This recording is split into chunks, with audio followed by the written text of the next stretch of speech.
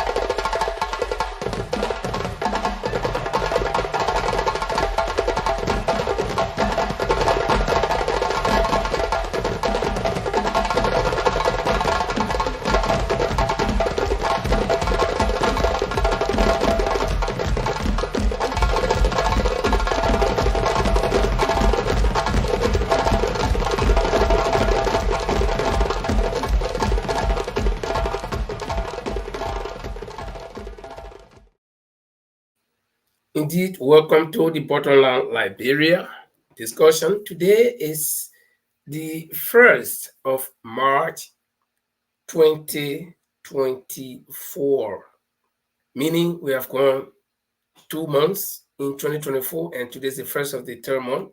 So I'd like to say welcome to my colleague Paul the Lord Chuluple. He's there in the United Kingdom, Great Britain, and I am here in a Scandinavia, Norway to be specific.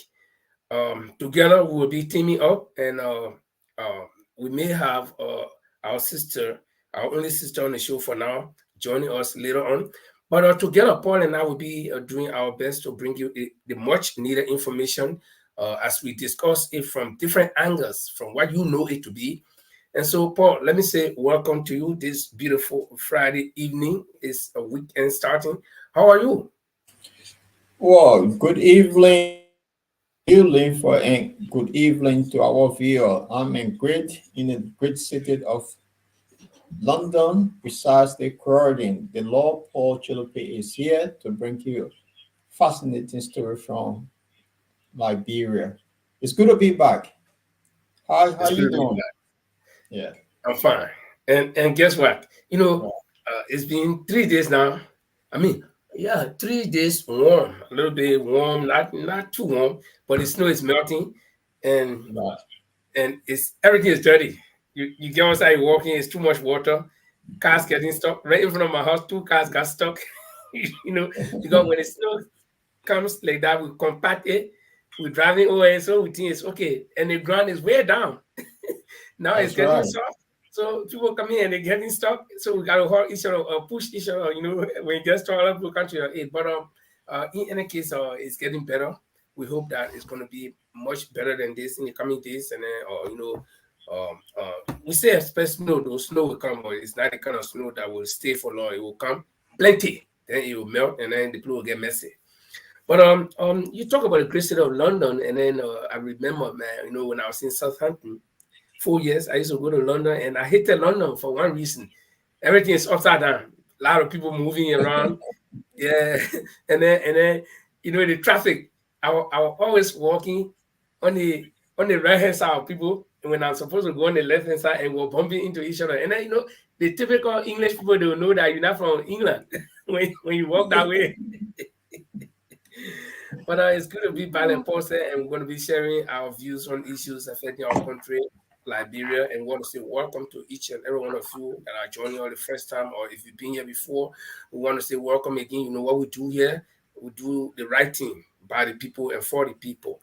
That is, we bring you the story as they occur. And you know, Paul is one guy that is very passionate about what we do here. And then Paul is always there to bring to dig out some information that even me, I don't know how he gets them. So I think tonight we're going to have some great information to share with you. But Paul, I think we're going to take our musical break, and while we on the break, we can be sharing the show. And for those of you joining us for the first time, if you join us via Chala TV in Liberia, share the show to your contacts. Or you do click on our page, like it. Once you like it, and when we come on, we get notified. and then you can start sharing the show to your contacts too. All you need to do, John Brown is in your contact. You click on share and then tag John Brown in, and John Brown may also tag somebody, and that's how we grow on the platform here. So we'll take a musical break, and we'll come back. We'll go to real business. My people, where you at? Wake up from your slumber, stop sleeping. Whip your hands. Come on. I know you're sleeping now. You gotta wake up some more, yeah? Okay, let's go. The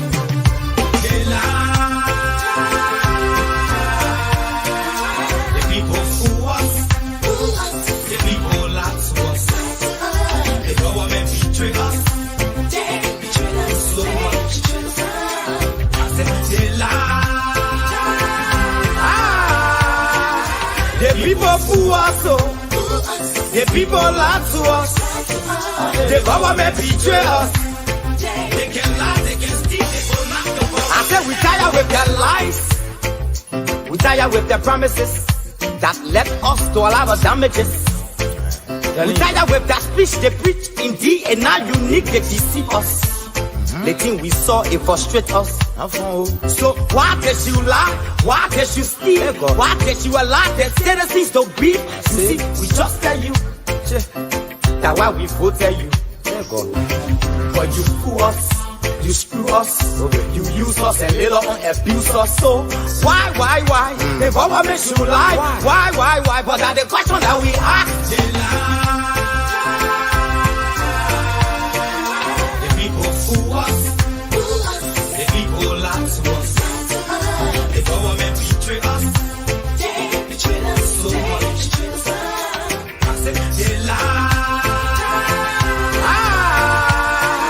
The people fool us, the people lie to us. The government betray us. They can lie, they can steal, they go knock the corrupt. I said no one to trust. My people, no one to hope on. Nobody. My hope that I have been broken. I'm telling you, brother. So where are the schools? Where are the roads? Where are the jobs that they say they could afford? But they're too selfish. The people tired with their rhetoric. People tired, they tired. You see the reason why we ask why the government betray. They have enough of time, but yeah, then instead they delay. People suffer. No work for people crying for hunger. Look at.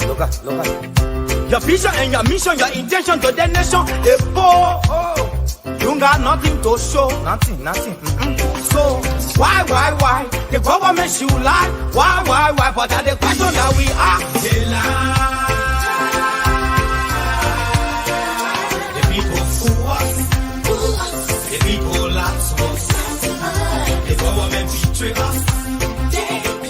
So much. I said they lie. The people fool us, the people lie to us. The government betray us. They can lie, they can steal, they go knock the corrupt.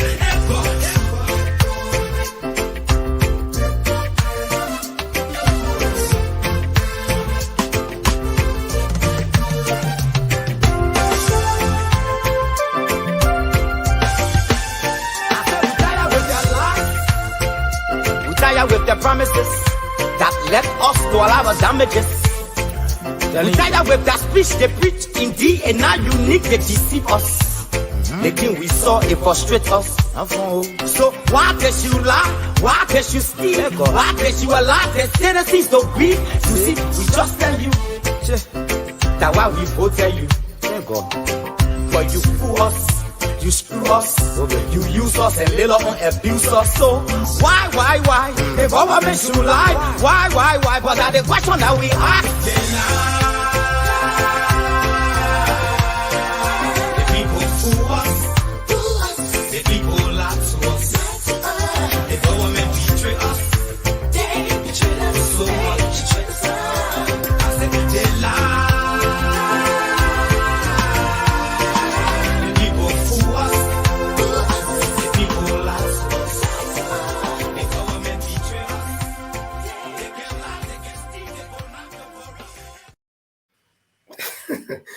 I'm reading the comment line, and Chadera Brown Chove says she loves this music. And it's like she took it from my mouth. And I will always say, people may think that I'm being repetitive, but I love the music for one reason. This music applies to all of the government. I'm saying ALL, all. I'm not saying some. I'm not saying part. I'm saying all of the governments in Liberia. Probably if I was alive during JJ Rawo's time, I would say it applies to him too. You know, the people will come and make all the promises as we sit here now. Just 1.5 months ago, we came on heavy promises again. They said in first 100 days, no car will get stuck in Liberia on any bad road anymore. And yeah, we fell for it. You know, this is the kind of people we are, Paul. We say, oh yeah, that one that's true. No, even Bobby Solo then said we'll be going, we'll not get stuck. And we stay living under that illusion. So let's say welcome to all of you guys joining us for the first time. And if you join us by way of Jala TV in Liberia, we like to say welcome, invite your friends, and let them be part of the discussions tonight. Paul, tell me, what are some of the things we'll be talking about tonight? Well, thank you, Linford, and thanks to our viewers for following us. We'll look at the press conference today, or the president or press secretary.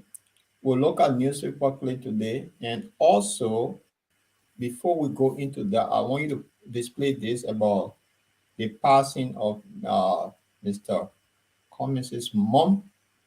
We want to send our heartfelt condolences to him and his family at the difficult times. And the old man, she was 95 years old, so say sympathy to the family. So therefore, there was the news that came in not long ago. Yes, you know, like I always said, death is something that we will never get used to, and death is something also that will never go away. And sometimes, you know, I remember one old man used to make this joke. He said the reason why death will always be around is people don't respect death. They will see death kill somebody, they say, oh, but what killed the man? So death say, so the people don't know that I killed the people, but they say asking what killed the man. Say, but the man was just, yeah, what made the man? What did kill the man so? So, you know, but death will always be part of us. And I've always said it myself that I listen to some people, some friends who converse and they are like, you know, they are afraid of death. Yes, especially when maybe when you are young, you are afraid of death. But death is an inseparable part of human life. The moment you are born, in fact, the moment your mother gets pregnant with you, know that you die. Because while you stay in your mother pregnant stomach, you can die.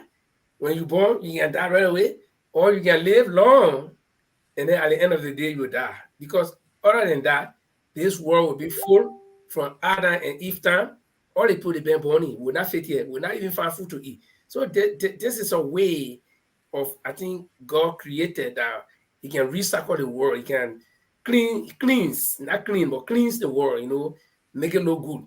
Like you got some old clothes in the house, you put them out, you buy new clothes, or you got some bad utensils and all that stuff, you clean it up, put new ones, you know. So the African Writers series, there was one of the African writers that wrote this book, The Beautiful Ones Are Not Yet Born. So, you know, we stay born, people will come and go. And as long, like I said, I'll repeat, as long as you are born, my friend, know that you will die. The moment they laugh, ha ha ha, they will cry at the end. Okay? So the old man was 95 years old, according to information. And Paul, you know, nowadays, we live in a modern world, but we are exposed to a lot of things that can kill us quicker. Yeah. And if you go by maybe 10,000, I know scientists say the world is more than 100 billion years old, but just go by 5,000 years, not 500 years back. Just go by 500 years back. People were living longer because they were natural. They were eating natural food, taking natural medicine. But now we got plenty of things. They didn't have car. They didn't have airplane where group of people sit on airplane can go okay about almost 200, 300 people one time, 1 minute. It didn't happen those days. Okay, but now we live in a modern world and we are exposed to a lot of things that can kill plenty of people one time. They get bombed. 100 years, 500 years ago, there was no bomb. Nobody was using bomb, atomic bomb, nuclear bomb, all this thing. No. So one person could die, two person could die. That's why people were afraid of death those days, and they respected death at the time. But now death has become something that is just part of us on a daily basis. You sit down in your own car, you're not sure. You sit down in the car for your Yeah. whole, you are 50-50 guarantee. Okay? You walk in the street, you are 50-50 guaranteed. Because one Joe Blogan can't take going and just start shooting people in the street. So we are exposed to a lot of things. So to live 95 years old, we want to say our condolences to Mr. Cummings and his uh, family, the relatives and friends. Um, we cannot get used to death, but 95 years is enough. The old man lived to see her great grandchildren and stuff like that, and at least she was sick. I remember Mr. Cummings so always visit her in the hospital. This is one of the pictures. So that's enough. Some people, like during the wartime, some people didn't get to see their parents dying. Some people didn't get to know their graves. So it hurts. But there are certain ones that hurt more than like if you care for your older person and then you are with them up to their death. Yes, at least you saw how they die. But when somebody just kill somebody in the bush, you don't even know how the circumstance under which the person died. That one can even hurt more. So we on behalf of the bottom line Liberia, we extend our condolences to the entire family, and we know that the Oma has transformed to another place, and by the grace of God, we that are alive now, it is left of us to make our life right with the Savior, so that we can go to the place that we all expect to go when we die. And this is the end of life. When you die, that's the end of yourself right there. Maybe if you exist, you will exist somewhere, but I'm not sure whether you know that it is you or whatever. But at least in this life that we live, that's the end of it. So on behalf of the bottom line Liberia, Paul, myself, Jima, and all of our contributing panelists, and on behalf of you, the viewers that do not have the opportunity to reach out to Mr. Cummings and his family, want to say our condolences to you, Mr. Cummings, and the entire family. Yeah. Yeah. Okay. So, guys, there is a big news on the horizon. you know, and that big news, Paul. You want to tell people what that big news is? I'm sure you want to. Well, the thing is, there's so many things in Liberia. So I know that the War Crime Code is one of the things that touched my heart with the new government. So I think it's something that we're looking forward to, and I've seen that it have now gaining more momentum. People in their house now looking forward to this. So I think this going to happen in Liberia, and so I think we'll dive into it slowly. But apart from that, there are other news. There are other Okay. news. Something happened yesterday in Cape Mount. We also look at it, what's going on. Yeah.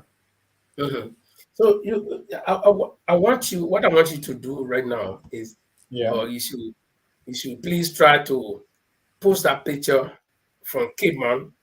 Or the picture from the War and Economic Crimes Code. We can start with that, and later on we'll continue. Okay. Yeah. This was the clip from the front page Africa. The War and Economic Crime Code is striking distance with resolution expected before the lower house. Speak to me about this, Linfo. If Okay. not, the legislature now are gearing out for this wonderful day that the TRC recommendation that were put forward, maybe at this time in this year, something may happen soon. That all of those warlords, to people who murder our brothers and sisters, our moms and dads, will now face justice at some point before. If they don't start committing suicide now, I think before we get into December, there will be some good news in Liberia that these people will face the court, and they will have to bring their lawyers to justify what they did, whether it was right or wrong. At some point, Liberia will have relief. So the War Chronicle, it seems to me, is setting to happen. Take us through, Linford.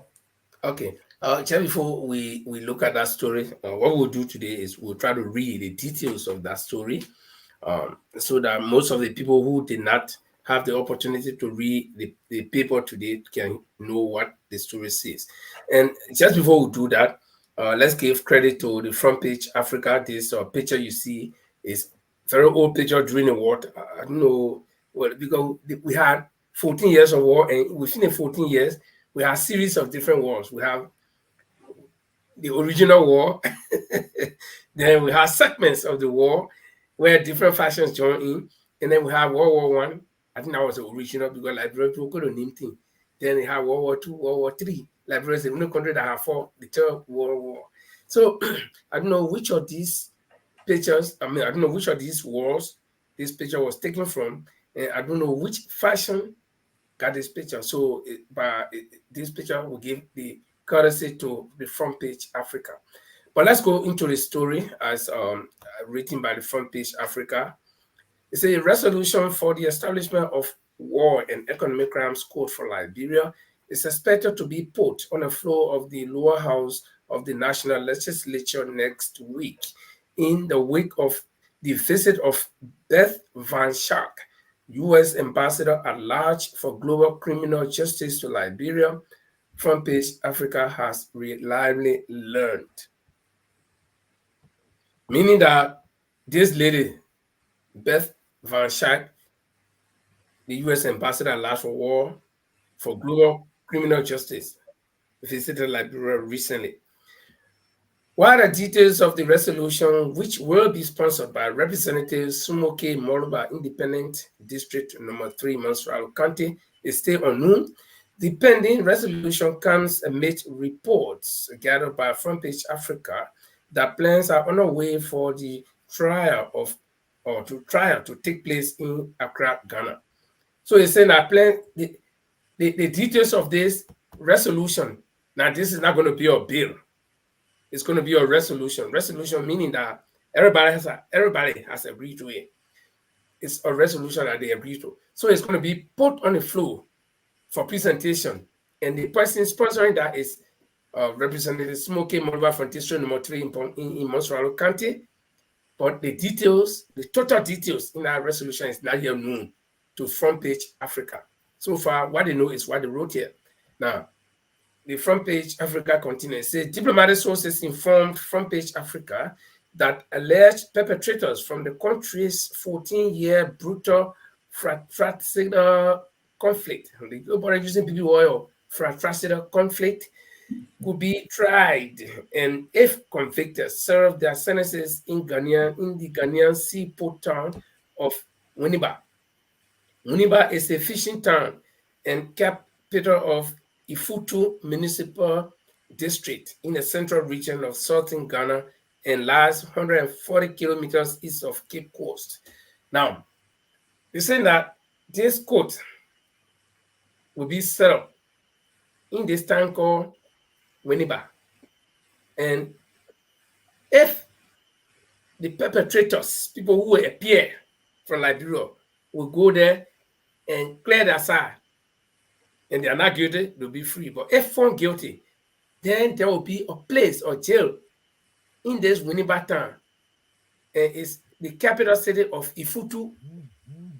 Ifutu is a district, municipal district, the thing called county in Ghana, and that place will be. So it means that if anybody is convicted from this proposed war crimes code for Liberia, they're not going to take you to The Hague. They're not going to take you to England, where Mr. Taylor is, but you'll be right there next to in Ghana. Right there. Okay? So that's what the paper is saying here. So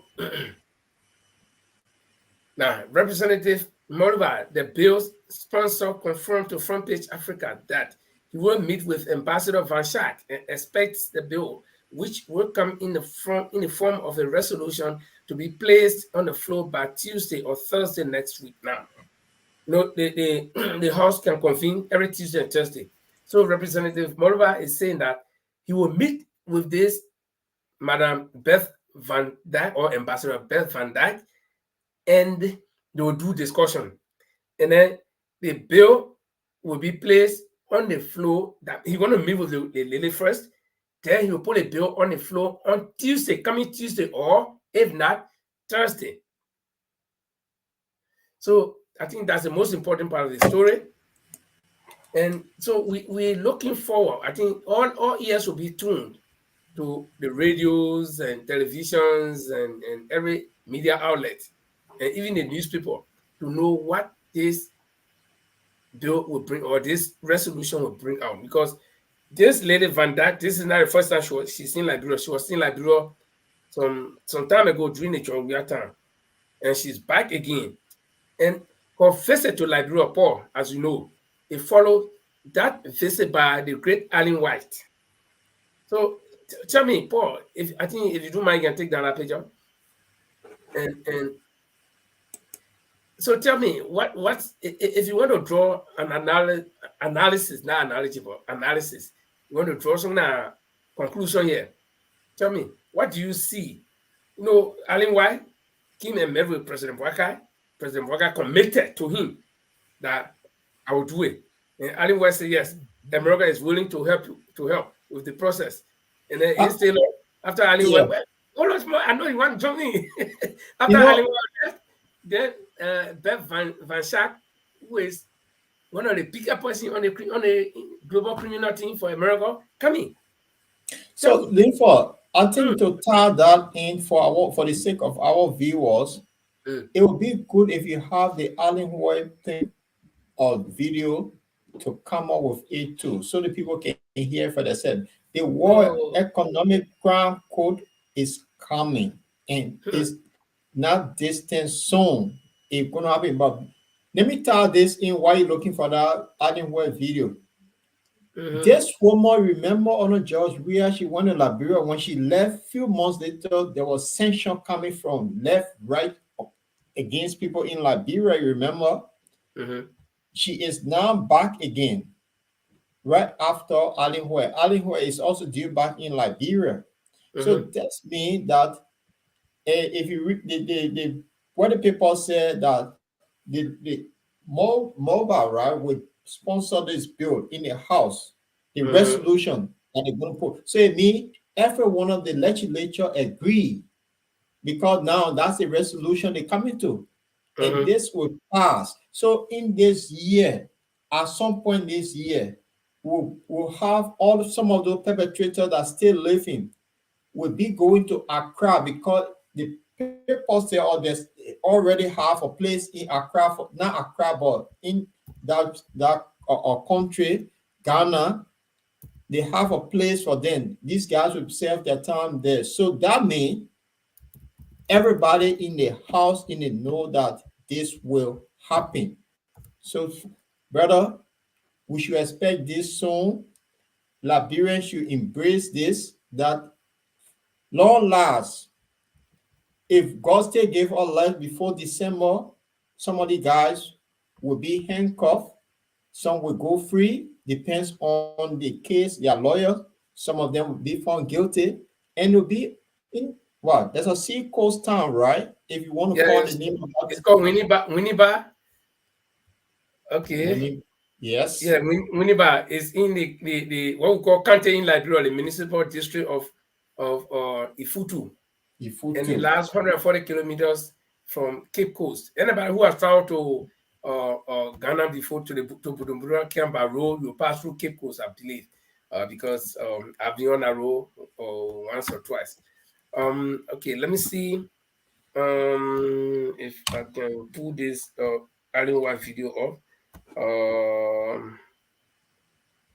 Let me see. Yes, I can actually pull it off.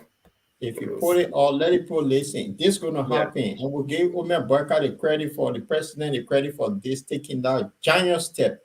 Okay, so let me just let me just try to add it. But while we try to put this video on, guys, this is it. If you have any comment, you can let us know, because you know this is progressing. Past government have been like dragging their feet on this whole thing here, but then President Walker committed to it, and then it didn't stay long. This lady is coming to Liberia, and of course, these people work, they work together. They work together. I'm sure Allen White is not just down there in the blue and doing his own thing. Okay, so I guess he's also working together with this lady, and so her coming to Liberia is significant in the whole process. So let's see if we can get this video on. Face move the other contacts on it. Adjust the video and move the other stuff so we can see it. Yeah, everything is coming. Sorry, guys. Okay. We gotta do this thing to satisfy you. Okay, so here we go. Let me see if I can get it. Okay. I hope we're gonna have the audio. So let me just. And I wanted to thank you for the phone call. And I just wanted to ask you again, why did you want me to come over here when you? Well, you've been a good friend of Liberia, and I don't see it just as a duty. I see it as a concern for a country that you have interest in, and you pursue that. And we believe your concerns are genuine, and so we've opened the door for us to work together. That's why we called you. Well, Mr. President, I can't tell you how many people worldwide, when they read your speech and you talked about having an office of the War Crimes and Economic Crime Court to facilitate the creation of this tribunal, international tribunal here in Liberia to bring the justice to the people. I heard it from the U.S. My phone blew up, as you can imagine. People said I could not believe, and they were so ecstatic and elated. And since I've been here, I've heard the same thing. So I wanted to thank you again and give you full assurances that we will do everything we can to help you bring justice for the victims of those 250,000 people that were killed during the two civil wars that happened. Well, Alan, in every country, and especially a country that boasts of independence, 176 years, and you know very well that it is because of the impunity, the disrespect and disregard for justice that have created all the upheavals in this country. And we believe we have to lay this to rest. Let all the facts be known. Let people who think that they are innocent prove their case, so that we can lay this to rest, so that this country can move forward. It's not a wish hunt.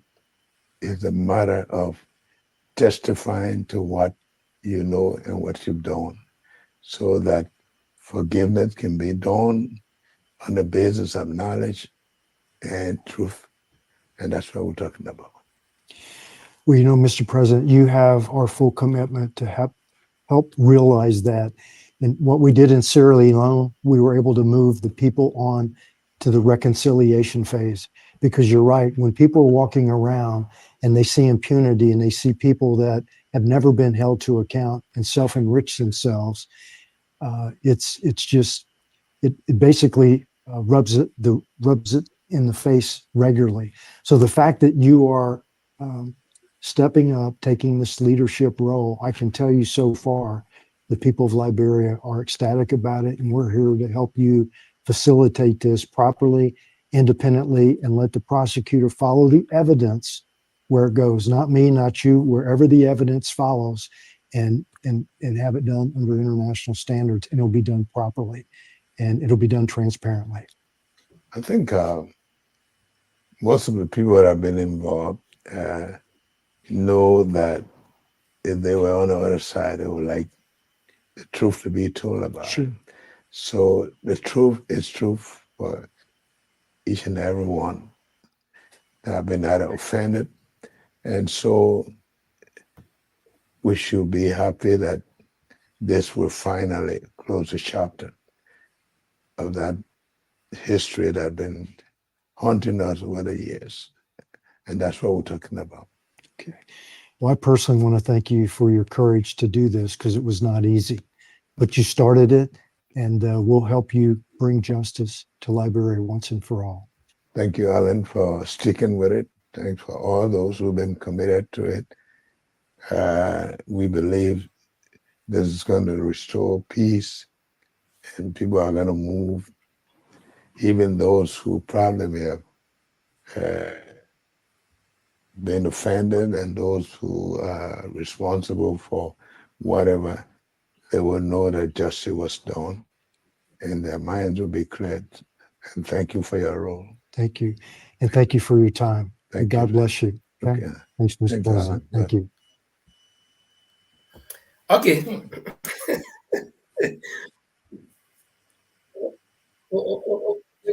Hold on, sorry guys. Okay. Paul. Yes. You know, Yeah. Mm-hmm. go on. Tell me before what I you want come to in. tell me. I want us to do something, but tell me what you want to tell me first. No, with the newspaper article regarding justice is coming, it's not far away from the perpetrator. Allen Well, we need to give him credit to for keep pushing this thing that the 250,000 people that died in Liberia, let come to a conclusion. People feel very hurt in Liberia when they see people who kill their relatives just walking about, and those people, some of them, they are lawmakers making decisions for the country. And it's painful that the person who did bad thing to you, he's going free and just laughing at you, rubbing it in your face every day you see him. So it's And about getting rich time in your that presence while you Liberia, remain poor. we're getting rich over it, making millions of dollars, making bad laws, getting you to suffer more, and did enjoying the comfort of their house or the zone they're in. And this is not fair. This is about time that the people face the fact what is happening to our people. They need to face it. And what the newspaper said that all the legislature, including Prince Johnson and other warlords in the house, did not come to realization that this will happen in this year. And I can say in this year because the resolution that will put on it, they said next will be put on the House floor. And every one of them going to vote. We're all going to tie their hands. They will do the right thing. People will face justice. And this is a good news is welcoming. So I Okay. like the fact that President Barker have done the right thing. Those who didn't vote for him, this is about the time we are unifying the country. This is one of the biggest moves, to be honest. And I think it's about Okay. time. Paul, thank you so much. We'll go all that route. Francis Mensah will be joining us pretty soon, and the discussion will be broadened. But amidst all of this, let me chronologically point it out. Boakai invites Allen White. They meet, they discuss. Boakai commits. Allen White promises that they will do their part. You do your part, I do my part. Your part is commit that you want to do it. Then Lily all over on the money part. 2, Van Schaik visits the government or visits library. Because I know she can't go library and be working on Broad Street, so she can visit the government. Yeah. And then at the same time, concomitantly, in Amos Sawyer's war, may his soul rest, the House is going to discuss a resolution, and it might be placed next week on the floor for discussions. So 3 things happening. But another question or another article that the Front Page Africa wrote is what Uncle Sam, referring to America, has said so far concerning the war and economic crimes code. So let's hear what the Front Page Africa gathered from what Uncle Sam have been saying in the wake of all of these recent developments. It goes, establishing a war and economic crimes code for Liberia has always been a matter of political will from the Liberian government. The country's biggest ally, the United States of America, has on many occasions pledged its commitment to providing the finance and technical support for the establishment of the tribunal in order to serve justice to victims of the 14-year Civil War. In 2022, Bev Van Schaik, the United States Ambassador at Large for Global Criminal Justice, echoed the United States government's willingness to provide Liberia with all the needed support when she said the Liberian government has to be accountable to its people. The United States government is willing to support through technical and financial means to establish a tribunal. Unquote. She said the statement while visiting Liberia in October that year, that is 2022. So it's just about 4 years ago. Now, Shark, who advises the United States of or the United States Secretary of State and other senior officials on issues relating to war crimes, crimes against humanity, and genocide, said it was time for the government of Liberia to be accountable to its people. Now, so that was the time when she came in October 2022. She said the government, the United States government, is willing to do the technical and the financial part. All the government of Liberia needs to do is what? Say, yeah, we're ready. You'll come. So whether it needs to, it means that they need to build some big level house or compound, the USA, you'll forget it. How much it will cost million, you'll forget it. All the people that will be working in that process, you'll forget it. We will do everything. The technical power, the engineering power, even cooking for the people to eat or living, we will do it. All we want, you the government of Liberia, you'll say, you can. Paul, Francis, welcome to the Borderland Liberia. Or you are muted, Francis. Yeah, thank you guys so much. Okay. So here's the question. They think, Paul, you get problem that you've been willing to solve, but you can't solve it. Then I can't say, but Paul, what is the problem? You say, my man, that money business or that place for me, no. They are saying, Paul, leave all the thing here. If I wonder your son who making a problem, you want to send a man remission, just say, yeah, the man, take a man. And the mission the man will go to, that means we're saying that I'll pay everything. So what a difficult thing here that the Liberian government are not doing, Ellen didn't do it, Jovia didn't do it, and Boaka now has committed himself to it. So, but the question here is, you think Boaka is doing this thing willingly, or is he being pressured from the West or by the West? Question goes to both of you. First of all, I'll say welcome, Francie, before I start. And to our viewers, can they share the show? It's important. He's doing it willingly. Why am I saying this? It was part of his campaign message to the people that yes, when he is elected, he will bring the culture of impunity to bed. So he's doing it willingly. And you heard the conversation that he had. My good friend Alan White, they've been talking for years. So he's under no pressure that his campaign message, and he will deliver the campaign message. It's almost like we always say, in 100 days now, there'll be no car stock anymore, which he promised the nation, and he kept saying it over and over. So that his campaign message under no pressure. But this is about the time, and you brought this issue all about what the obstacle always been, we don't have money, we don't have the facility. But now the Americans telling us, we'll give you the money, just put the thing, pass it into law, that the perpetrator meet their fate. That's all. And we've been seeing this. So you can, the video, you need to adjust it a little bit. It's what's happening. Next week, we don't know, but this thing will be put on the legislature floor, and we'll have the solution to the Liberian problem. They already settled the court, already waiting for this perpetrator in Ghana.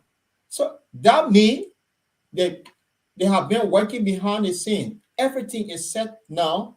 It just need to go into law. And man, I'm telling you, my Jack Daniel I have here waiting for those perpetrators to go to prison if they found guilty. that this man live for. I will go live celebrating with my Jack Daniel. Francie, welcome. You might just know a close person that might be involved. So you celebrate that he's going. It doesn't matter. The fact is, even my son or daughter, whoever go and kill somebody, they cannot get away with it free. They must face the word of the law. This is about the time. Okay, And Francis. one of the person, look, I'm going to single this. Go on. Francis, here we are. The thing that people have been talking about, because it's been a discussions all along. You can die down and wake up, die down and wake up. Now, the paper, the front page is saying that it is in striking distance. And when we talk about striking distance, it's the two guys fighting, right? If the guy is in striking distance, that means it's not too far from you when you're striking, you're hitting. So it means it's very closer than we can imagine. So what do you think about it? Good news for Liberia, or is it a bad one, or is the government, is President Waka under duress to do this, or is it willingly? So that pregnated question I'm giving you.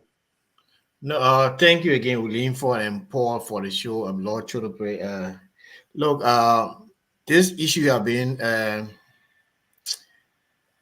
permeating the Liberian political cycle and our social landscape for a while, for more than 10 years or so, or 15 years, so to speak. And there are huge divide in terms of pros and cons. Basically, those who are against the establishment of this war and economic crimes code are those who are connected family members in one way or another who are already reaping and the patronage of the war, the actions against innocent people in our country. They are all in positions of trust. They are in position of influence. And I think, whoever it is, we need to bring this thing to a closure. The president rightly stated, he said, look, you go there and exonerate yourself. Mm-hmm. Go and explain your story to the people. Yeah, if the court sees it, they need to exonerate you based upon your what you call it, your deliberation or your testimony. Yeah, but I think it's a very laudable thing. I mean, the step the president has taken, and my primary concern is basically on the economic aspect. The war is behind us. The economic aspect is something that is continuing, that we have to live with. So when the court starts to persecute people for corruption and financial malfeasance of our system, monies and stuff, people will walk in check lines to say, "Oh, we will start being accountable." I think that's the best way for our country to develop. Yeah, I think that. And Francis, thank you very much. This is a very important part of it you brought up. Every time we talk about war crimes code, people think war and economic crimes code, the economic part can just laugh. The first thing people think about war, because human lives got destroyed. And so the economic part is important because we got economic criminals who commit these crimes against the nation. Let me tell you, the war came. I lost a brother in the war. Okay, now it affected us as a family. It's gone, but the economic thing is still existing, where criminals will come all the time and lie and steal, rob the country of the needed, resources, and then we still live in abject poverty. Why we have to come? Some of us living abroad, contributing our skills to foreign country when we should be doing it in our own country. See, so I think that will be important, and we hope to see a lot of people parading. And one other thing the president said that I want to comment on is he said people should go and exonerate themselves. That's very good. Okay, now if this people who participated in the war can go to the TRC and explain what they did there. So what's difficult about them going back to a war and economic crimes code that will be established to go and say the same thing? If you say you didn't do anything in front of the TRC, go there, carry your same file and document, go all those things are documented. Go there and explain the same thing. Say, John Brown, I fought war because somebody dragged me to the war front, or I fought war because somebody came and killed my man there. I want to revenge. Also, whatever you did, go there. The same thing you told the war, the TRC, you can go and say, hey, they think that's simple thing. So I don't see why people can always make big issue out of this thing, except to say they just grab you and go hang you. You're going to have your fair share. No, I always follow Mr. Taylor's, appearance at the War and Economic Crime School, where he explained from the day he was small boy all the way to the wartime, all the way to when he went to jail. Then his own lawyer was asking him questions. The other people were asking him questions. So they're not just going to grab you and say, oh, Mr. Peter, you say you fought war, can't put your neck in the rope and you're only gallant for honor him, letting him hang. No, you're going to have time. Your lawyers will be there to plead. Your documents, carry your document. Show proof that somebody killed your man, call your man, throw right in front of you, that why you two went to kill somebody. And go, So I think it's good, but let's welcome a couple of people, then we can continue. I know there's a lot to say, but it's in Patrick. We are welcome. He called us Europeans. Okay, welcome Americans. And then let's go to Jefferson Santos Fode. I think this is the first time I see you here. Welcome, Jefferson. We're here. And Jefferson is praising the president for taking a leadership role in that direction. So let's welcome Mona Klipla, my own sister, and of course our sister Chadela Brown Chilople, and all of you whose names we cannot mention. Francis. But before you go to the next topic, I just want to interject a little bit when you said people willingly went to the TRC and gave their own testimony, their own version. Yes. The willingness, was triggered or was motivated based on the fact that TRC did not have prosecutorial power. They couldn't subject you to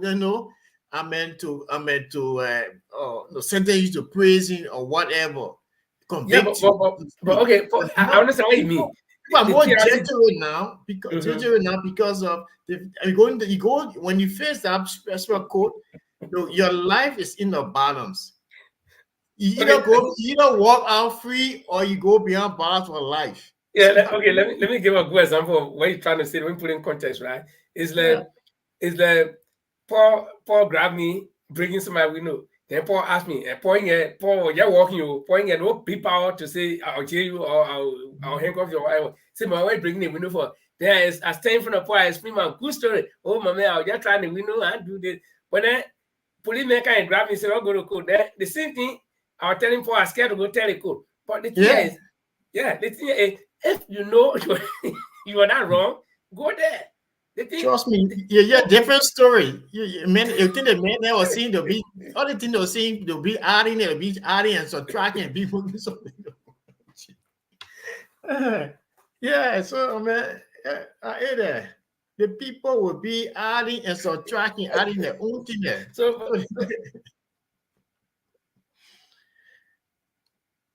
yeah. Okay, the TRC was not having power, but they were fighting. You just make the man invest. But what I wanted to ask here is, but let's look at it critically. But man, they had a choice not to go to TRC. Okay, they had a choice not to go. But if you went there and you explain, they plead guilty. They didn't plead guilty, even though the PRC and the TRC did not have prosecutorial power. But the enemy go there and say, kill all the people in Cattle Can, all the massacre, I want it. No, they all went there on defensive mode. They were defending. I did this, and I did the Prince Johnson. We found long story where he will explode grenade, all of them in the war, in the Moa. He explode grenade in the Moa. He live in the man who lives in Charles, and other people die. Go there, go. It's time for them to go now. Ramos show story. I Baba all the player they went. Yeah, you're good there now, and go explain that the me play when the people then want listening, then you say no, we scared. What you scared for? Venue for self-enrichment. First, House Budgetary Committee. 2, PRC. 3, Maritime. 4, free. Hey, they probably not bring different thing again. Yeah, Patrick, you know, I like him, I respect him. You know that our big brother, he been in the game for long. You know, most of the men, I think he's doing that Hindi trains more muscle, but we'll go there. But the final question I want to ask you guys, let me hear your view on it. This TRC thing, the way it's going so, and the Bwaka government has people who appear before the TRC, and they play a role, and they are strong people in the Bwaka government. Let me name some of them. The rescue soldier, I'm a rescue general, but rescue soldier, General Botniki. He called himself rescue soldier. We saw his own document. It's not been calling him that name. Then Senator Prince Johnson, the King's Maker.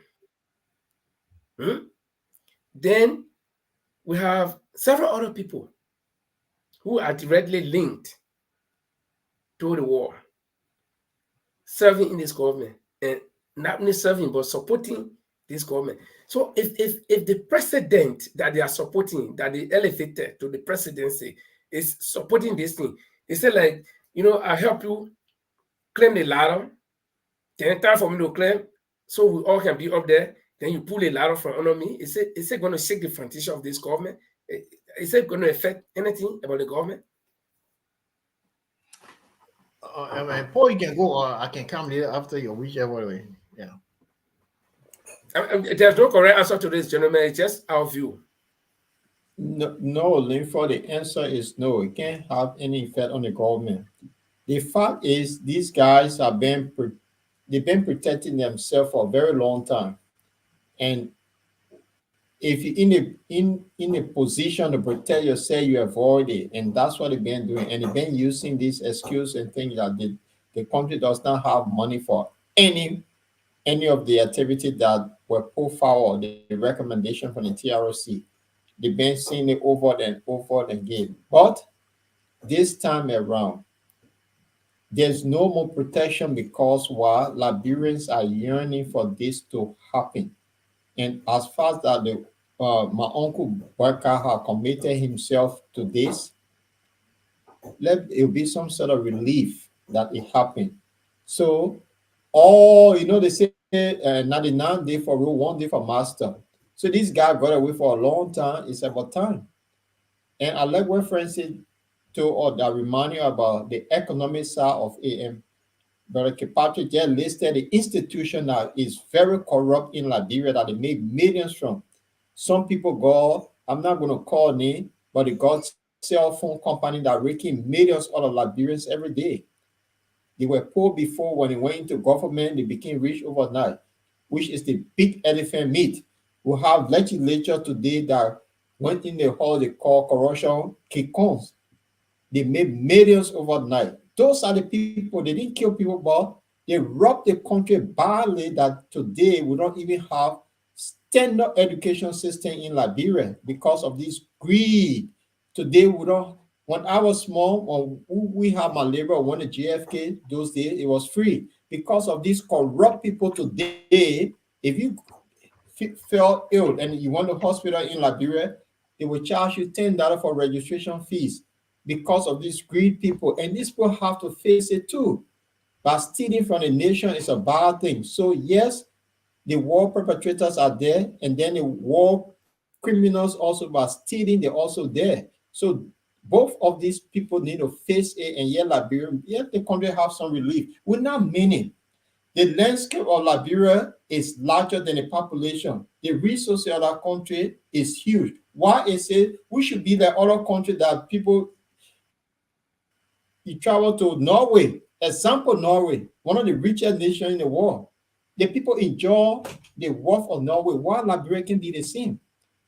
So because of these crooks that are going to steal, yeah, they face it too. When they go to jail, then it will deter God and me going to government and stealing from the people as well.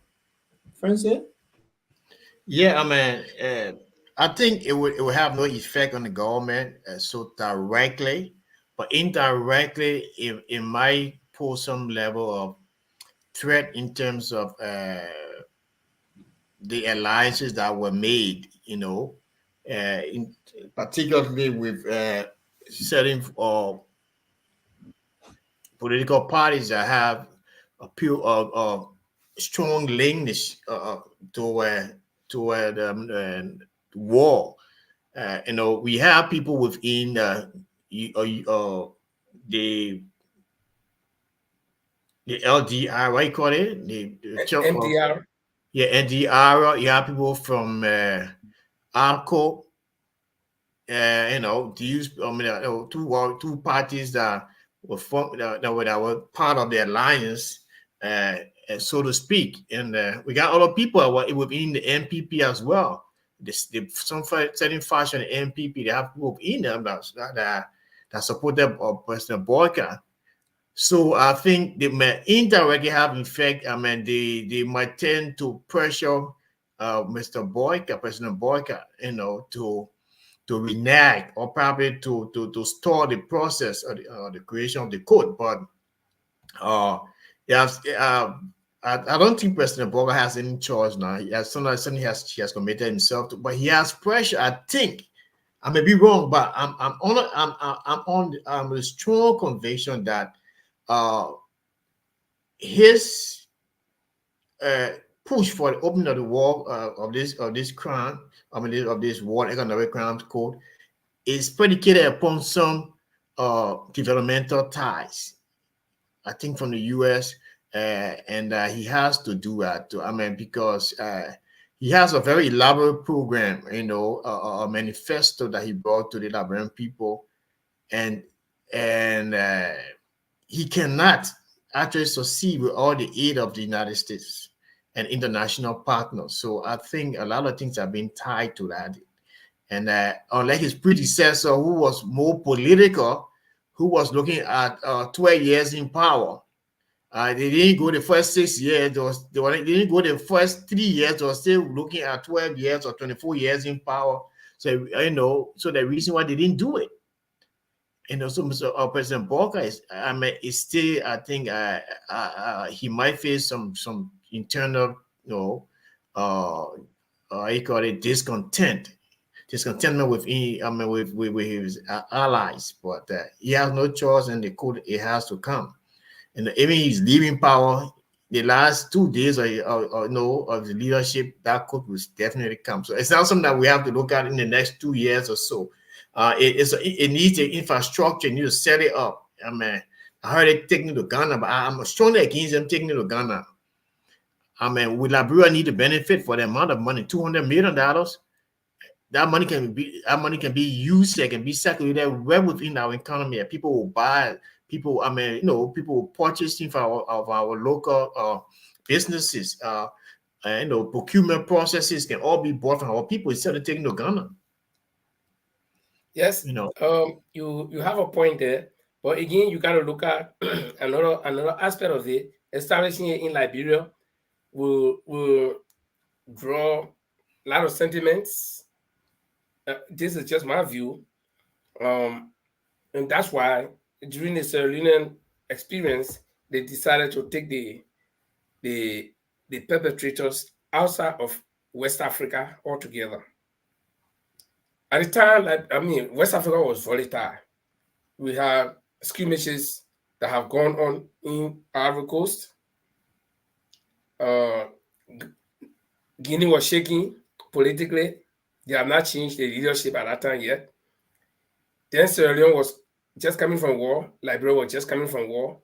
And the concerns were, if we establish this war and economic crimes or this war crimes court somewhere in West Africa, it's very, very, very possible or probable that people could galvanize because of their sympathizers. No, trust me. Liberia is a special kind of country that you and I have. This country is not a normal country, as we always say. It's a normal landscape, normal. I mean, everything physically is normal, but the mindset of the people is not normal. I bet you, and I can put my head on the line, if you bring Charles Taylor from wherever he is today, and he steps foot at RRA, you will not believe the amount of support that he's going to receive. You will not believe it. This is George Weah. People were just condemning a few days ago, they voted him out. George Weah, when he spent 1 month, he came back. How many people were on the FE? This is the first president who served for 12 years. Now he's president. He's above the average qualification for a president. He has passed that age. But what people say, whether he die or God forbid, he in wheelchair, they'll say vote for him. And the list of songs that he sing goes on and on. Now, so these people are not normal people. You establish a Liberian war crimes code right there in Liberia. You know what they'll do? One morning, majority of the people that fought the war, they're from Nima County, the Madingo people, the Gio people, the Mano people, all of them from Nima County. Few Madingo people from Lofa. Then Lofa County were also having a rebel force or rebel forces. The law, the pass on Asa, the icon, the other group, they all pass in Lofa. Then the southeast, you have Joe Bole group, then you got Toman Yaya Nimla group. So the whole country was proliferated by armed gangs. So you go grab their leader, then you say you put in there. No, you will not rest. One money, yeah, I mean, the money that you think Liberia will benefit from will be other used to combat insurrections. That's just my view. So I think when they were establishing the war crimes code for Sierra Leone, they thought about all of the calculation. Now, all of the countries that have had war crimes code, I don't know, maybe Rwanda, but I don't know which of those countries established the code in their own country. I have not seen it. The one for the Balkan countries, okay? Milosevic, they took all of them to the Hague. Sierra Leone, they took them to the Hague. So they calculate, the people establishing this thing, they calculate the risk. It is even if one person can go fire gun around there, they will say, oh, confusion. So to avoid all that thing, if you take gun and go where to Ghana, you go fight there, fine, you'll go there, you'll go fight. So I think that's one of the reasons why they want to. And look, I know the economic aspect you're talking about, Francis, because when ECOMO was in Liberia, we know how much money was generated, foreign direct, not investment group or foreign income. Yeah, the exchange, foreign currency. I know where you go. I know where you're driving at, but then the risk involved. So I don't know. Maybe Paul will look at it from a different angle. Paul, what do you think?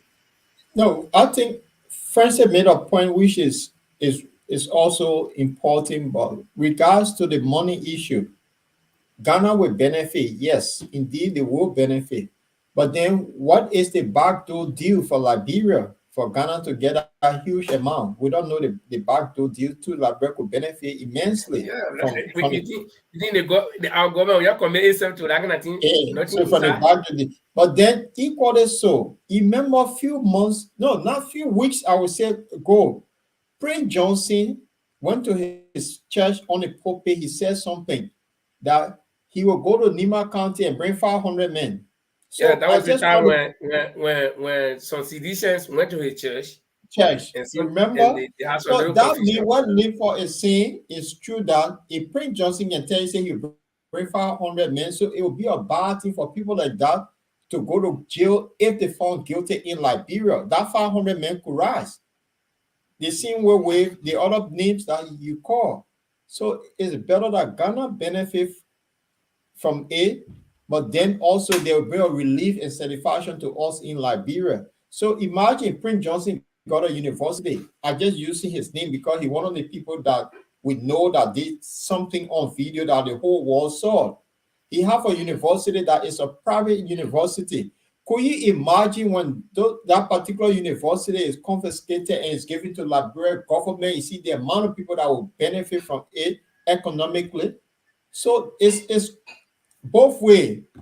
So it's give and take. We'll give them out and we'll get something. And that's the name of my church. Anyway, give and take.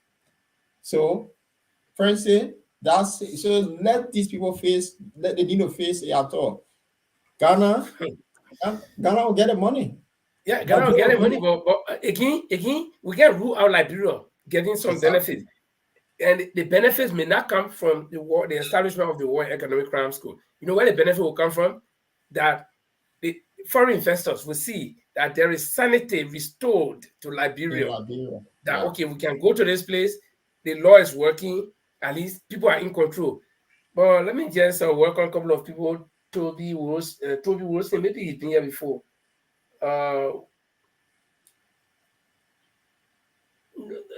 Toby Wilson is saying something here. Toby, let me tell you one thing. I don't know whether Toby or Toby, but I will call it Toby. Toby Wilson, when he said, "Oh, no, you'll stop that. Nothing will happen. Those people can't do anything." Don't say that. People can't do, you see what happened just yesterday and Wednesday. 2 days ago. You see what happened in Keban? There are protesters who want to protest. They took down 2 men, and the police came out. I vividly heard in an interview, the justice minister said, no, it wasn't the justice minister. Sorry. It was the information minister, because it was Jeremy McPeer. He said that some of the protesters had arms. So he was speaking on behalf of the government. So you see what we're talking about? If it is true that people have arms, where they got it from? They are the ordinary people that are sort of in a community, right? Now, so there's possibility. Let me tell you, prevention is better than cure. I learned that a long time ago. Don't say because my father doctor, I'm going to go break my foot so my father can treat me. It's better for your foot not to be broken than your foot got broken just for your father to treat you because he's doctor. So prevention is better than cure. Now, there is one funny picking here, one Noah Johnson. Nobody told me he's becoming president. Thank you for visiting us and goodbye. Never come back anymore. I mean, not leaving is good. Yeah, he make his view. Yes. Yeah. I'll block him for a few minutes before he comes. Yeah, but okay, let me release him. But they come here. Yeah, they come here to distract people because a lot of Google people talking. Yeah, nobody will come here. You can't say come here without being president. So the other president get we talk about your life. Today say you even drink water. Then we talk about your life here. Talk about come here without come need to be president. Okay, but then also gentlemen, this is it. We all are raising certain point here. That point that Francis is making about the economic side, yes. If this war crime school is established, all the people that will be working there will pay money. And you think Ghana then will just say, oh yeah, you can't do it. They know the economic side. But then when these people get convicted, I think they need to go fishing because they say they turn out fishing.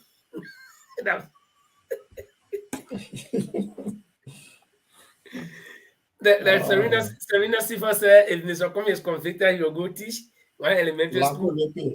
Yeah. So when people get convicted, they'll get each of them 14 kilo, let it be fishing, and the fish will catch, let it bring it to the library. I'll tell you. Yeah, well, we just making some fun out of it. But guys, so here we are. But let's go to the executive mansion. Today they had a press conference, and I did not follow that press conference from the start, but we got a video here, and the video is quite long. I think around 20 minutes, but we're going to just play half of it. The part where the press secretary was taking questions from the journalists. I think that would be important. And one thing that I personally, being a media person, I'm following closely with this government is that at least they try to give us information as it unfolds. For the past few days, few weeks now, they have been constant giving us information, because in the absence of information from the mouthpiece of the government, there will be the propensity for speculations. People will take the news and interpret it, their own way. Like what happened in Cameroon, if you I was not there. One guy can take a phone from library and call me and say, oh, the police people, they start shooting the people. Then another person take the phone and say, oh, the people were killing, they were hurting the police people, they made the police people there. So it's better that we hear from these people who are in authority so that we can know. Though their mouths are not a Bible to say everything they say will be true, but at least we can quote them. Anything we can say, Kula Fofana said, the press secretary, or Jeremy Pia, the information minister, said this, or the deputy information minister for public affairs, Anthony Cassari, said this. So it's good that they are doing that, and I think we should follow them closely. So let's hear what the press secretary had to say today. Paul, if you don't have anything else to bring to our attention. Meter. Yeah, roll the video. Let's listen to her.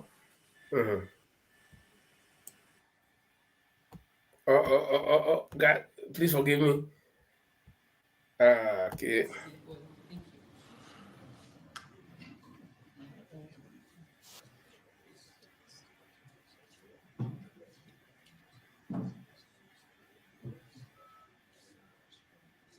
Thank you so much. Excuse me. I'm Julius Compton and I work for Fortune Television. 2 questions. There are so many issues in the country relative to the establishment of war and economic crimes code in Liberia. What's the stand of the president? And number 2, even though we were told or advised by you not to always follow the Facebook in getting information, but I did see on your Facebook post that you had a fruitful meeting with the South African ambassador and also interviews. So I'd like to know latest update regarding that. Thank you.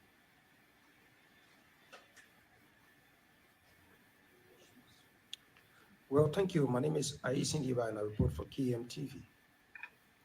Well, I would like to know as to what is the status of Madam Colina Tupa with regard to conversation as to being suspended by the president?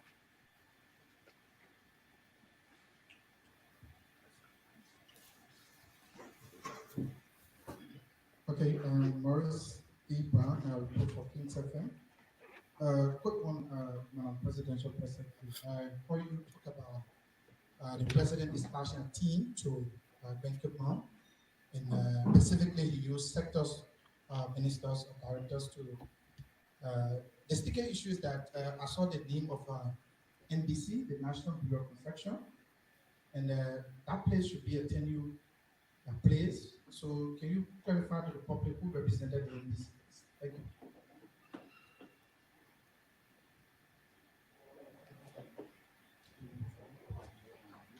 Thank you, Madam Press Secretary. My name is Moses Bakolo, and I report for Luke 7. Yesterday, a video on social media emerged from Ghana at the Bojubura camp, and we talked to people there concerning what was happening, and they confirmed that unidentified armed men believed to be hired by the Ghanaian government went to the camp and demolished their structures. And when we spoke to the LRRC through its communication office, they said that budgetary constraint has been a main issue why they've not been able to repatriate the over 5,000 Liberians who voluntarily decided to come back to Liberia. They needed some 1.5 million United States dollars to do that under the previous administration, but only 240,000 of that amount was given. So with that situation in Ghana, what is the president's stance on that? What he intends to do about that? Yes. My name is Famalta Thomas from the Force of Christ. In terms of national security, what steps have been taken to ensure the safety of citizens and address emerging threats? Thank you. Good day. My name is Mark Optima from Tifa Radio. I have two concerns. One have to do with the issue of the president return, the former president return to Liberia. Uh, I did saw the official release from your page talking about the president wasn't denied, but there have been alleged information about the president was denied entrance to the VIP lodge. I checked that information. And two, you did talk about the issue about the US VP communication to the president. And then what are the prospects in line for the Liberian state to benefit as well? Because I know out of the commendation coming to the president might be some prospect story, might be some agenda being discussed as well. If so, what are they? My name is Goldman Johnson. I report for Banner FM. Follow up to the former president question. Who are those specifically in government that should use the VIP lodge at the Rivals International Airport? All right, the press secretary will address those questions. All right, thank you all so much for your questions. So I will start from the top. On your question on the issue of wars and economic crimes, the president at the time he was candidate for archive has consistently talked about his stance, and that stance remains that the issue of war and economic crimes court is a holistic approach for the administration. The bigger picture, it is not about targeting an individual. It is about understanding and telling the stories of where we've come as a country. And as you know, this country, we had a process, the Truth and Reconciliation Commission. There is a report that is within our system. So the approach of the president in this administration is to ensure that its implementation is holistic. It's not just a piggybacking on one. On the issue of the meeting that I've held and your comment around Facebook, so my points about journalists, particularly relying on Facebook, for example, to get questions or issue, it was just from a stance where it's an encouragement that I wouldn't appreciate, or even you wouldn't appreciate if you're in whatever space, somebody posts and say, oh, this thing is happening, the sky is falling down, for example. And you just take a phone and call the aviation authority. Aviation, there's an allegation that the sky is falling down. What do you have to say to that? But as a journalist, there is an expectation that you do due diligence. If there's an allegation that the sky is falling down, have your people to go and see. Oh, is that the truth? Just to be able to get both sides of this. So that's my issue when I said Facebook shouldn't rely or will not be responding specifically to Facebook issues. So I encourage, and this is one of the things I want really, especially for you who are covering the executive function, and that will tie into your question and my response to my engagement that I've had over the weeks, is that if you're involved in this space, we must be able, as journalists, to get the facts, to follow the basic tenet. Journalism, like many professions, have their own guidelines and rules. You have to get the fact. You have to make sure it's accurate, it's balanced, it's credible. That fundamental of journalism must always be met. And the basic thing that they will tell you in 101, in journalism 101, for example, that you have to know the 5W1H. What is it? Why? Who is it? When? And you do total due diligence. It will help you being able to, if you call me and ask me about specific, for example, with the situation, oh, we got this information that this thing is happening, but you did not take that just from a one source on social media. Somebody put the oh, there's this allegation, blah, blah, blah, what do you have to say? So I'm just encouraging you in coming back to the question of my meeting with the South Africans in Internews, and I also had a meeting with the Chinese. My goal for the office is to really see how we can build capacity of even my team, but more so with you journalists, because I know being in the sector for quite some time, I understand the challenges, but there are different media institutions. Some of us really do need trainings. We need training in even understanding our equipment, in understanding or how to cover the executive mansion. Covering the executive mansion is not the regular news feed that you just go, let me just cover and ask regular questions. It is not just that. There's a whole process, there's a whole back end of what needs to happen as a journalist. So my goal in this office is to see how we'll help work with you. So my meetings that I've been having, for example, with Internews, and the South Africans and the Chinese, is to really talk to them about, what kind of support do they have? What programs are they offering? What can they do? So as time goes by, once we culminate those conversations into an actual activity based, you will be hearing from us on some of those trainings. We're hoping that some of those trainings can even be outside of Liberia, for example. But no promises just yet. This is just my intent to engage partners who I know they're in the sector. I know who are doing issues around communications, and some of you would really love to see some of you going for courses. And there are also tons of opportunities online that you can also benefit from. So our engagement with these institutions is to build, network, build partnership to support our work that we do here.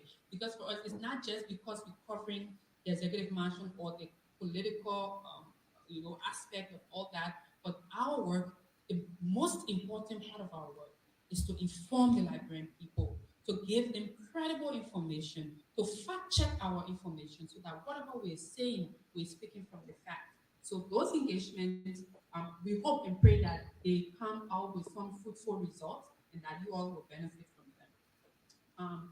So on the question of Cornelius, I really wish you did not ask that question, because if you, as a journalist, this is a senior, this is not to push you on the spot, it is for everybody else. As a journalist, it's important to follow through. When this allegation came up, the executive mansion immediately released a statement that it was false, it was misleading, it was unfounded. At no time that Deputy Minister Paulina Pratoka was ever suspended. That did not happen, and the statement have been on our page. And I encourage all of you, to follow us on, the Executive Management page, that you can get actual credible information. And I mean, when that allegation was going around, you have access to this office, or you could have been posted in the chat room, and that question will be answered. So at no time that a suspension or even conversation around that happened.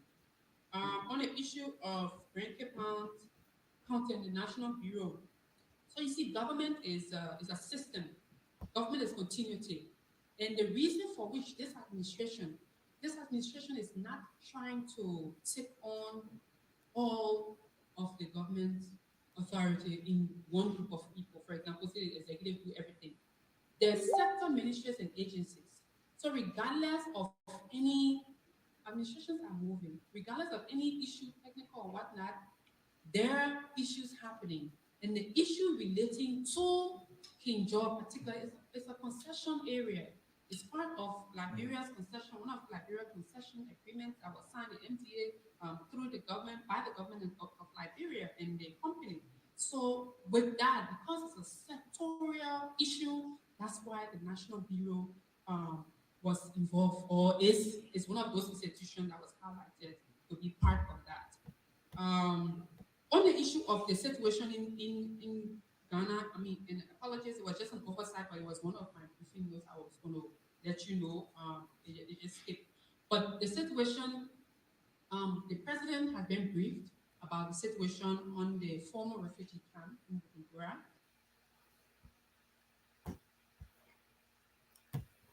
Okay, you Francis Paul is in back. You listen to that press conference, and like I said, I personally, I love when the authorities or the government will come out and give accurate information. Or how accurate is it? Is level with the listeners or the viewers to question that. But as long as it comes from their own circle, it comes from their mouth. People say if they come from the slave's mouth, it's not true. But when it comes from the master's mouth, whether that lie or true, it's true. So we all heard it. Well, for me, there were two things that I pick up there. The one from the Ghana incidents, and then the one where she talked from the start, where she talked about missing war and economic crimes code. She confirmed that during candidate Barkai's campaign time, before he became president, he always said that he's committed to war and the establishment of war and economic crimes code for Liberia, so that people will vindicate themselves, exonerate themselves, and clear their side, so to speak. And that followed when he won the elections. So he's following it and he's going to implement it. And then she also talked about the incidents in Ghana. That was one thing I wanted us to talk about. And she said the president has been briefed. Well, on these two issues, we've talked extensively about the war and economic crimes code, but since we heard it from her mouth, is there anything that you guys want to add? Well, Linford, it's a good thing that the government coming out with information here and there, and she did mention about Facebook, that journalists should not be taking information from Facebook. I think she's right, because I can go on Facebook and read my own story, and journalists. But she's always posting on Facebook, though. So that's what I'm coming to, and she said so. But then she went on to say that she spoke to some partners, I think, Chinese and South African. In South African, and there will be training for journalists. Internews. Yeah. So I think they should be also welcoming that our journalists need to be trained. I'm one of those that have been said over and over, I said on this platform, that the journalists will call in the fourth estate in Liberia. For some reason, the fourth estate have been compromised. They couldn't run one side, or whoever put something in their pocket. But if they are trained properly, maybe they will do the work, because that war fourth estate, they are the people should be able to educate our people in Liberia. And in the West, the fourth estate is the one that bring government down because of information they put out there. But in Liberia, and I will say sorry to our viewers too, you could see this guy using his mobile phone, struck into position. That's why you see the press secretary kept going up and down in this little clip.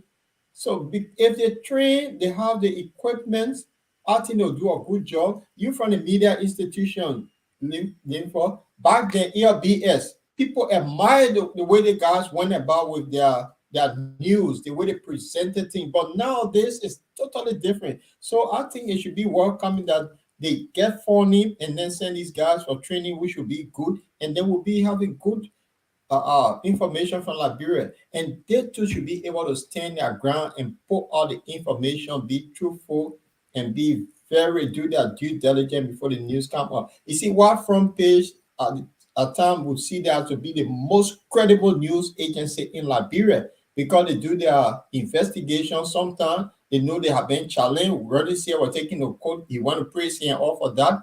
So their news is little bit, it could be biased at times, but they are the most credible newspaper in there. So I think I took from her, and thank you for reminding us too. She also committed that the war and economic crime is certain. And Front Page was right. And in a striking distance. So maybe before we get to July, my birthday, we could have something in Ghana. Francis? Yeah, my take from the conference, the press conference held today. There are a few things I think I like to highlight. Firstly, for me, the press conference was not interactive. I mean, she allowed series of questions to go on. I mean, as a press secretary, she says she worked within the profession before as a journalist. If a particular journalist asks you a particular question, I mean, especially press conferences that has been held from the office of the president, you need to respond quick. I mean, quickly and move on. It's like she's like she was like she on a talk show, and they have listeners calling in and they say just jot down points. It's not. I think it was not interactive. I think she needs to do more.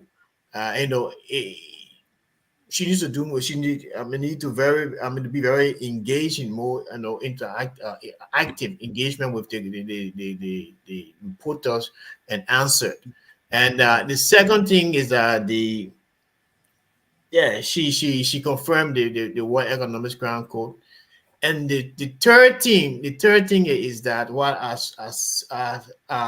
want to give a view on is that the training aspect of journalists. No, let me tell you, journalists are I think all the guys are accredited, they are being trained.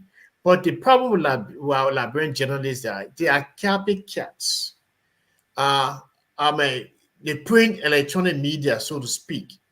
They have kind of it's so politicized. They want to be like the CNN that's triggered the Democrats. They want to be like the call it, but the other radios, the other TV station, Fox News, that Republicans. So wherever whatever good thing has come on, that is happening in the country from the government. Each side will try to make it sound good. Portray the fact, the reality, and the other side will spin it. So Liberia is too small for that kind of what do you call it, journalism. It's too small. We have not reached that age and stage yet. We do not have the resources. We do not have the mindset. Our people. We are gullible. We are not educated. You can't have that kind of. You can't practice that kind of journalism in a country where you have the literacy rate is 98%. It's wrong. It's wrong. And the people, journalists need to. They need to stick to the facts. And you said it right. In the Western world, journalists bring down government. The role is to go in and dig and find the truth. But our thing most of the things that so lies in the newspaper, just to sell. It's just to sell. So most of the things that so lie, they make up stories, they embellish it. Come on, man.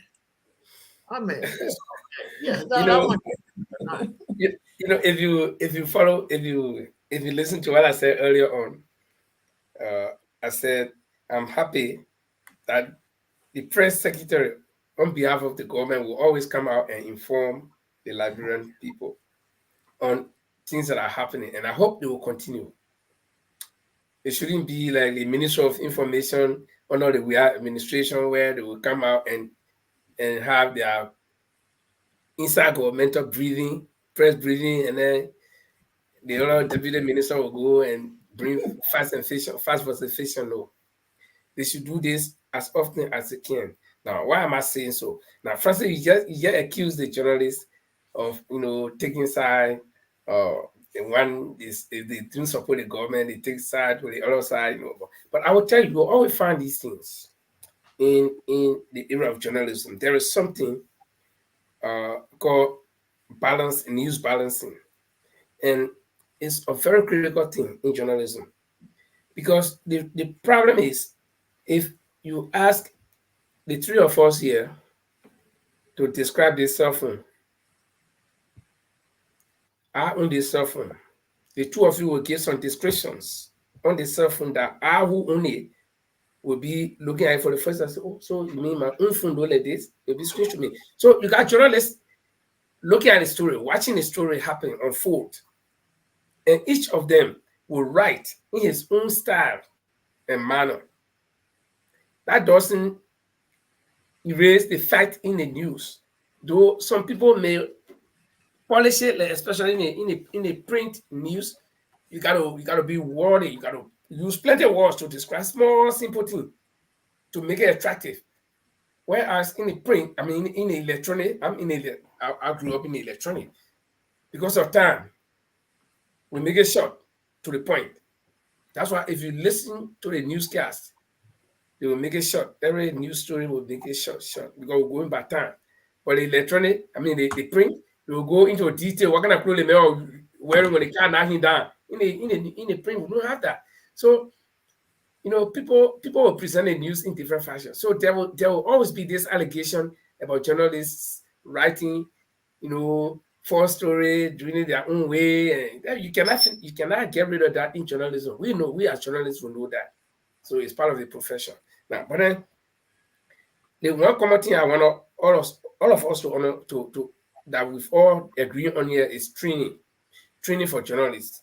And I imagine myself at this particular age that we're in now, given the last 10 years since this Facebook stuff came to light. I'm not saying Facebook just came 10 years ago, but I'm talking about the last 10 years, especially in Liberia, right? Where every Joe Blow will buy some Chinese cell phone and it will even get hot in your hand and burn, or he's a journalist. He sees something happening, he goes there, bam, he put on, oh, I'm so John Brown. I imagine myself working in this situation because it didn't happen during our time. We were conventional. I mean, I'm not praying ourselves, but we were conventional journalists because ELBC will not send you, or ELW will not send you at the time, and then you start doing your own thing. No, you are going with a mandate. But these boys, they will go and do anything. And who can control them? Everybody got cell phone. And everybody that got cell phone, look at the amount of TV station guys like bro. Some of them don't have office. The TV station is just on the mobile phone. The whole mobile phone TV station, yeah. They go, this is John Brown TV, and we're coming to you from Broad Street. Five men just came from the sky, they got that just now. No. Who can control that? The Ministry of Information, the press, cannot even control that. So it's a difficult situation I'll find ourselves in. But the point I want to agree on is that journalists need to be trained. And for the young guys that want to become journalists, you got to be patient. You either go to school or attach yourself to some of these credible news institutions so that you can get a proper training. Or else we'll always have this situation. Because when they do it, they're going to say journalists. As we are generalizing it now. Journalists. So, it's a tough thing. And the media institutions, if they are hiring people, make sure that this guy that you are hiring has been to some media training. He doesn't have to go and get a degree in journalism, but they can do some of these, 2, 3, 4 months. I didn't get a degree in journalism. Okay? I came from the classroom straight to work at LRCN. Then afterwards, before I entered journalism, I entered the mass communication department. In fact, I was in teachers college before when I got job as a journalist. I switched to mass communication. You see it? So, and I didn't graduate from Liberia in mass communication before I came to Europe. So I didn't have a degree in journalism. But my practical experience for over 10 years qualified me that I was even employed. So you don't have to go and get a degree. You can do your little intern or in-house training, and you once you are committed. Most of the guys who are working with us at a great Case FM those days. I don't want to name my friends. I don't want to embarrass them. But some of the boys, we just met them during the wartime, but because they had a potential and they became very, very good guys. Kinjor Morale before some of them even started going to university to get a degree in Japan. So it's the potential. You don't have to go get a big degree. You have the potential, but put your mind to it. So instead of just grabbing the phone because you want to be popular or you want people to see you on Facebook and go stay and start talking nonsense. I listen to some of the journalists. I want to pass out. They can't pronounce what you are listening to. You are listening to. What is listening to? There's nothing like listening to.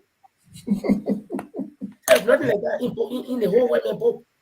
So they don't know how to pronounce. They got no phonetics. I'm not condemning them, but again, this is something that we all share. It's just like if I'm a cook and I see one bad cook, it's probably all I need. It can help me, But again, you are right, Paul and Francis. The journalists, they need real training because, outside of training, you will do the wrong thing. Why try to do the right thing? Yeah. So I start with that. And then if we have a little bit of time, let's discuss this one that concerns me a lot. Somebody want to talk about the journalist training again. But one of the things I want to talk about is this incidents in Ghana. And I'm one person, I have this question that nobody I've not asked anybody to answer though, but I'm always pondering, what are the Liberians still doing in Ghana?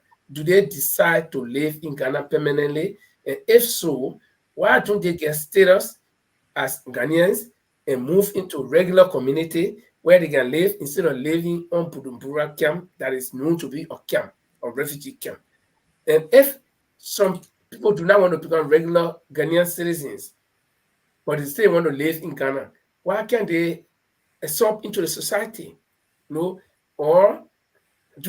maybe return to Liberia if you don't want to be Ghanaian, you don't want to live there. You still live on a refugee camp when you have no reason living there. Your country has gone beyond the war stage. We've had 2 elections. The 3rd president is in office after the war, and you still call yourself refugee in an anonymous country. These people did not call you there. You went there by emergency, and then that situation is over. Why can't you come home? So these are some of the questions that I ponder. I don't know what do you guys think about that too. So, let me come to the defense of those people in the so-called Bujumbura camp. Mm-hmm. In Liberia, when we were growing up, West Point, they have a place called Fanti Town, mm-hmm. right? Mm-hmm. Cape Mount, there's Fanti Town in Cape Mount. We have the thing called, we have what we call the West African Economic Country, the ECOWAS. Mm-hmm. That means you can move from Liberia and live in Guinea, you can live in Sierra Leone, you can get resident. All of those people in Bujumbura camp, they have or resident to live in Ghana. If you visit their camp, even to have a mobile phone in Ghana, that phone have to be registered based on your residency. So they have that economic thing within West Africa that they can move about freely. Now, they went to Ghana because of the civil crisis, and they created this community called Bujumbura camp. They have been there for years. Their children were born there, some of them, so they are integrated into the society. But they also, Ghanaians being Ghanaians, let's talk so in a Liberian way.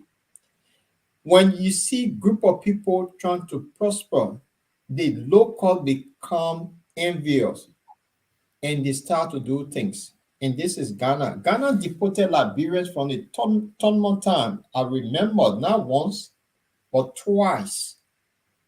So it have always been a Ghanaian thing that they tend to or have this two-face.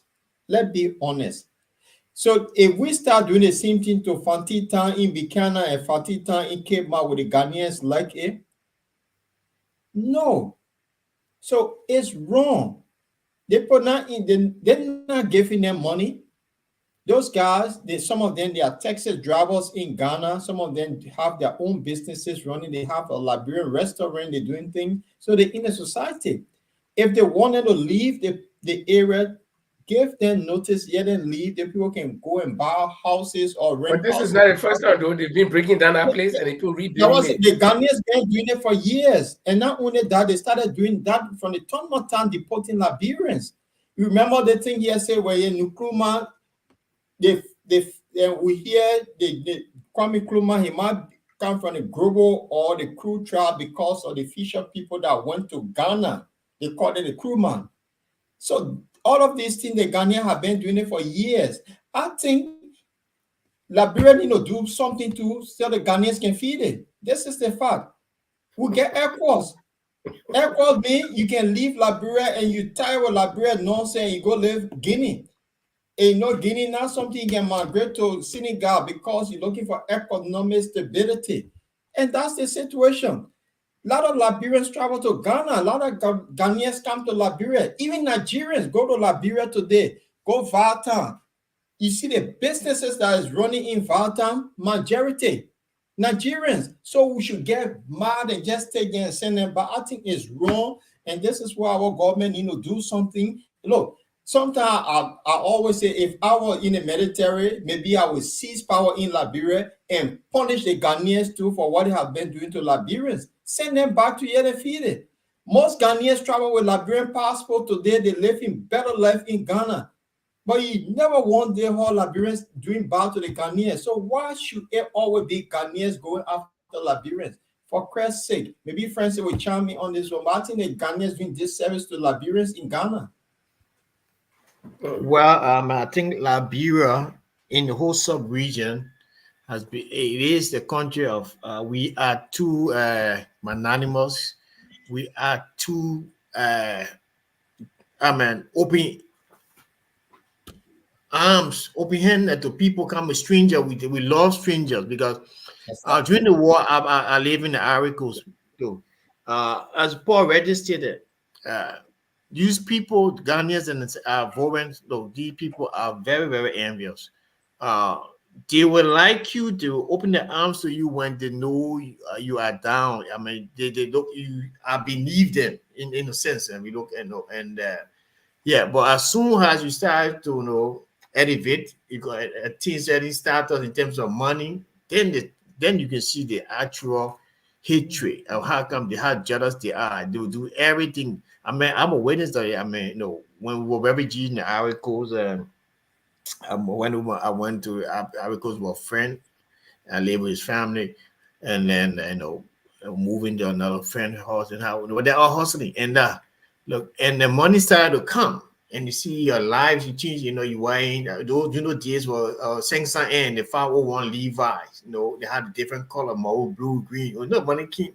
People start sending money from America, and so people, the neighbors there, like, I mean, these refugees, they start hitting. And so Liberians are so calm. We allow so many people to come and their lives change in Liberia. I mean, we have people, Nigerians. I met so many people in Europe here, especially I went to Belgium twice. And I tell you guys this story. This guy met this guy at the hotel, the Guinean guy.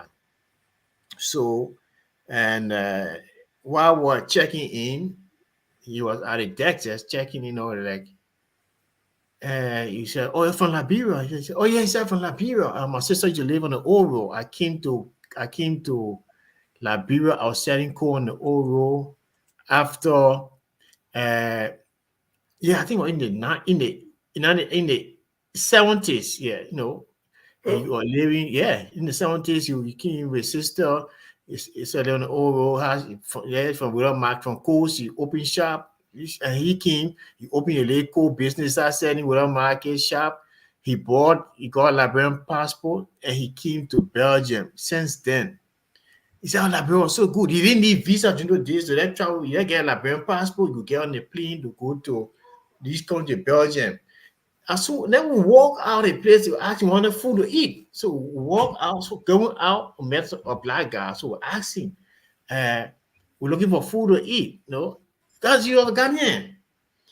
He said, "Oh, Liberia, oh, my country. I live in Liberia. I got my Liberian passport. I got the US dollars. I saved my Liberian. I got Liberian passport. I came to Belgium." So in that space of time, we met people who used Liberian passport in the 70s and early 80s to leave Liberia to come to Europe. So Liberia has all been a hub, a sanctuary for our West African, our regional brothers. But no. And we accepted them with nothing. So I think, the situation in Ghana is such a way that I think the Ghanaians Liberians will come back home. Although there's no room for, but it better be a refugee in your home. The simple as support your friends and relatives support you in Ghana, then they still come back and support you in Liberia. Come back home. That would be my only advice to them. Thank you very much, Francis. And when we say some of these things, people will understand it the other way. And I don't want to just think it's the Ghanaians alone. For example, you and I will live in Scandinavia. And if you look at the Scandinavia, these Vikings, these people, all the nonsense people talk about Christopher Columbus discovered America a lot, like the Vikings, because they've been seafarers for all their lifetime. They even decided that they don't want to have graves. They got that boy by in the canoe and push in the water, whatever, the fish eating, whatever. So these people discovered America. They went all around the world. But because they are very selfish, I live here, I tell them all the time, because they are very selfish, they never colonize anybody. Everywhere they went, they never colonize anybody because they believe that they are superior humans, and they cannot mix with other people. And those of us that live in Scandinavia, I will speak about it in Scandinavia. Yeah, I've no.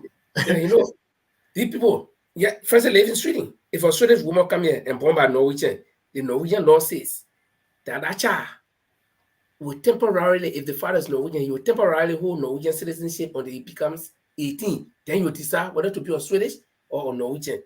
And they get some kind of funny law.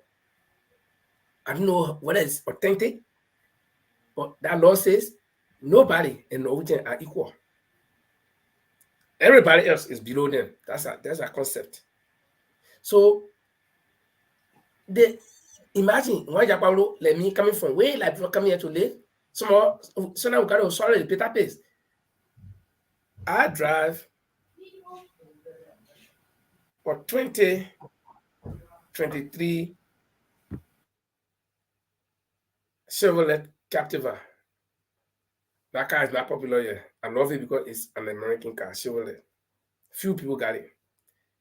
When I go to the supermarket, I buy a car, get out. You're looking at me.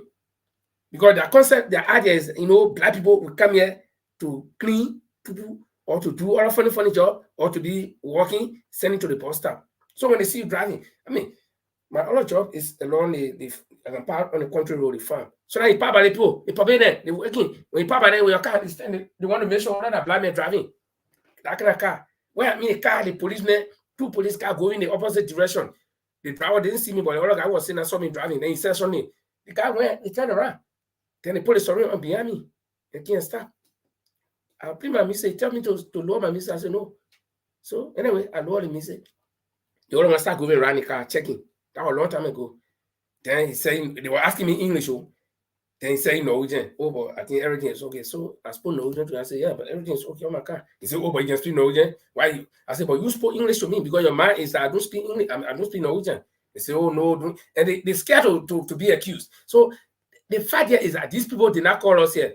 So we came. The thing with Liberians, Ghanaians did not call Liberians, and they went there. So you expect to meet all this treatment. So when you reach to the point where they are physically putting it in your face, where they can uproot your living quarters. These Liberians went there, they build these things with their hard-earned money, their sweat, money that people send for them from America or other things. Some of them, they even odd job for Ghanaians to be able to build a thing. But the Ghanaians will go there and break it down. And you look at your country next door, come home. I know everybody does not want to come home, but again, try to find some kind of way because it hurts. It really hurts to see our people being treated like that. I saw the videos and I was like, I can't imagine. I've never seen Liberian treat any group of foreigners in Liberia like that. Look at the Nigerians. They come with all the drugs. We still accept them. They come, they rape our women. They born all the pastor children and leave them and go. We still accept them. Yeah. I listen to some of their names. Yeah. I'll call some name, but I don't want to do it. Look at Nwabu Dige, on Nigeria. They want to appoint him to be our election commission chairman. Where in West Africa they'll do that? Nigeria will not do that. Okay, there is no, and the Scandinavian people, when they do this, so now I get mad. But again, I look at it, nationalism. Look, preserve yourself. The first law of nature is self-preservation. Preserve that nationalistic, identity that you are this. Okay, but we lose our own. How many foreigners children we got in Liberia that we accept? Can you imagine? When I was going to school, I went to private school, right? All the private school, they think that the foreigners are the best teachers. These will bring the high school graduate from Ghana and they're teaching us. To the point where one of my men cornered the other guy in accounting. The man started rolling his hand on one for the student. Can you imagine? Simply where a guy asking, he was wrong thing, the guy cornered him. The guy had been smart. The guy is smart. He cornered the guy, okay? And on the point that foreigners are using Liberian facilities to travel. I had a classmate in 12th in Hewo, Benaba Mokochi. This is a college. The guy was in college in America, in Nigeria. But because he wanted to travel to America, he had to come to Liberia to sit down in high school with us. He told me the story. He graduated. He managed to get his Liberian paper and he traveled. I was coming from America in 2006 or 7 between there. I started my flight very early from Houston. So I had to exit in Chicago, Midway. The airport is called Midway. So I was there. I was going to leave 8 o'clock in there. But I got to that place around 10 o'clock. So I had to stay there the whole day. out at the airport. I saw the Ghana guy cleaning. I saw in your Ghanaian man, I saw him at Fatima. The guy was cleaning, you know. So he was more than going a small telephone booth, then he take a phone, and that's when I know and call and talk, hold this speak Ghana, hold it. So he did it for a while. So myself saying that he say, hi brother. I say, how are you? He said, oh, you from Africa? I say, yeah. He said, which country? I said, Liberia. He said, oh, hug me. I hug a guy. And guess who they got? The guy was one of the ECOMO guys in Liberia. Because you know the Ghanaian crew were the first group, and then they record him. The guy said he bought his passport from Liberia, and when he went back to Ghana, he flew to America. So he went to Ghana, America as Liberian. Besides that, in Norway, I helped some people from Nigeria, guys, to process them through. And those guys, the moment they got a paper, one of them got contact with me, the rest of them they gone. So these people, they don't care. But we, like Francis said, we are open. And maybe because the appellate people are more in Liberia, because they say appellate people stupid. But all Liberians are stupid when it comes to, distinguishing, between people. So I think it's just our nature. We are kind to people. And so other people will treat us the way they do. So I think I want to start with Paul when he says, that the government should do something, or the Liberians, as well, it shouldn't be mandated by the government, because if you go to Ghana now and ask who did it, they will not say that government. You say that other people. So yeah, but Linford, if I mean, just come in quickly. The situation in Ghana has been going on for a while. For a while, the Ghanaian government declared the Bunibura camp is inhabitable. It shouldn't be. People should be evicted. They get an eviction notice for I think for more than 10 years. 10 years ago.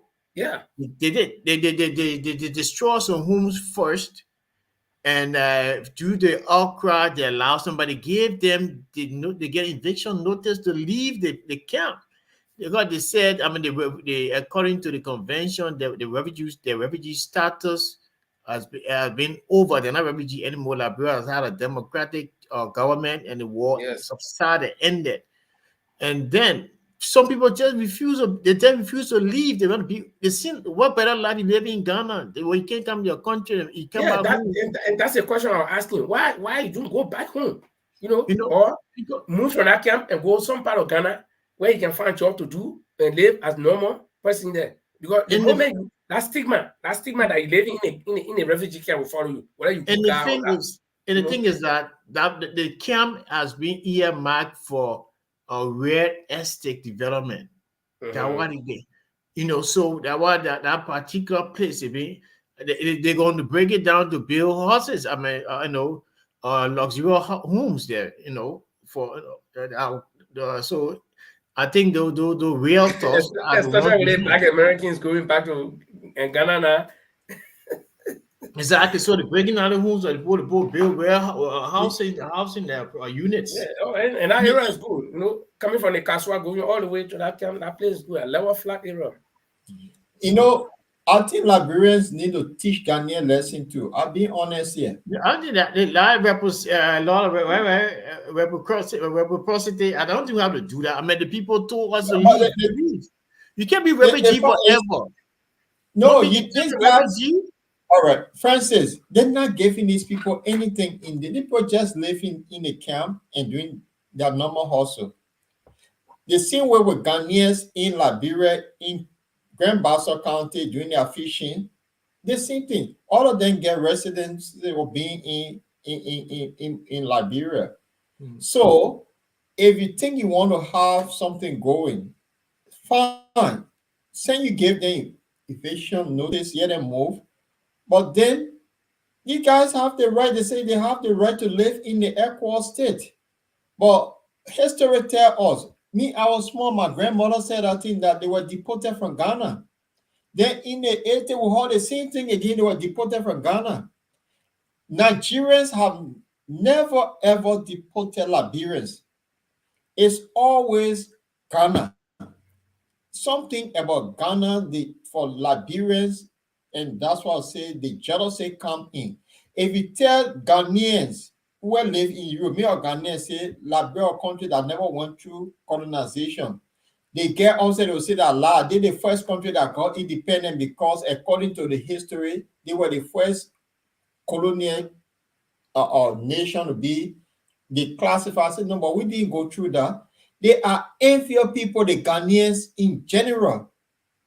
They are inferior people. So you see Liberians, they supported Liberians in Ghana, and they boost the Ghanaian economy by people sending money from all around the globe to support their people over there. They always been the inferiority that the people should move from the camp. Ghanaians want to go in to have their own businesses set up. So, and they use the government now seeing the side with their people. So we need to take a look. That was it. If I were in government in Liberia, look, sometimes you have to be radical. South African, the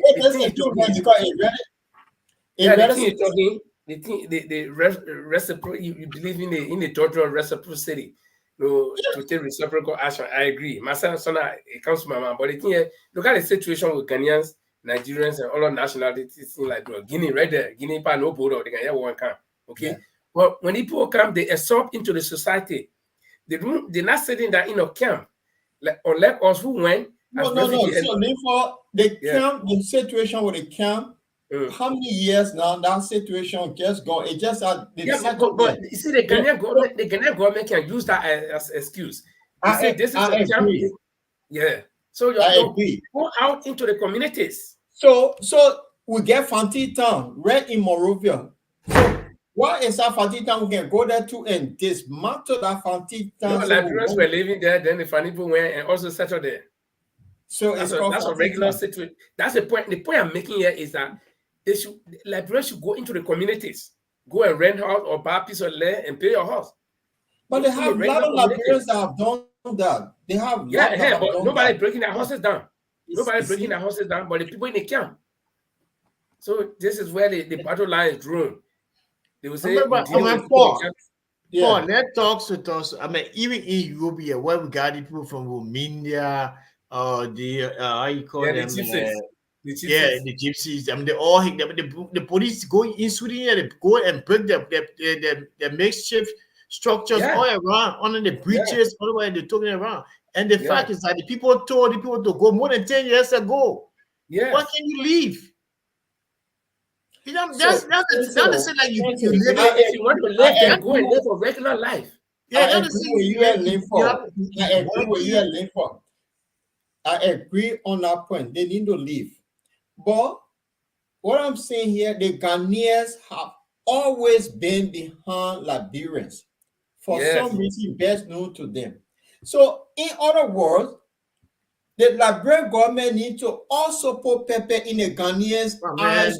I mean, that's what God mean. I can't be look, my great grandfather came from Ghana. The people came to settle in Maryland County. I mean, fourth generation ago, settled in Maryland County. Yeah, the Mensa, Yeah, they settled in Maryland County. They built, they integrated, they married, they do their stuff. Like during the hard time with Ghana, they now have sugar and salt. They used to come to Liberia. They integrated themselves.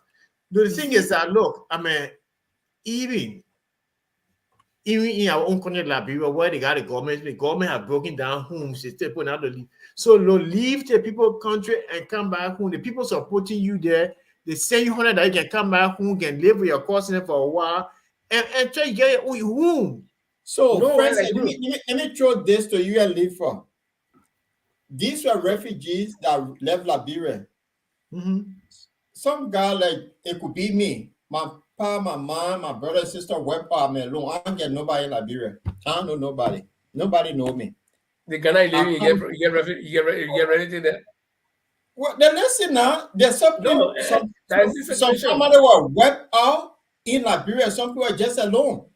I'm telling you, and this is the fact. It's the fact.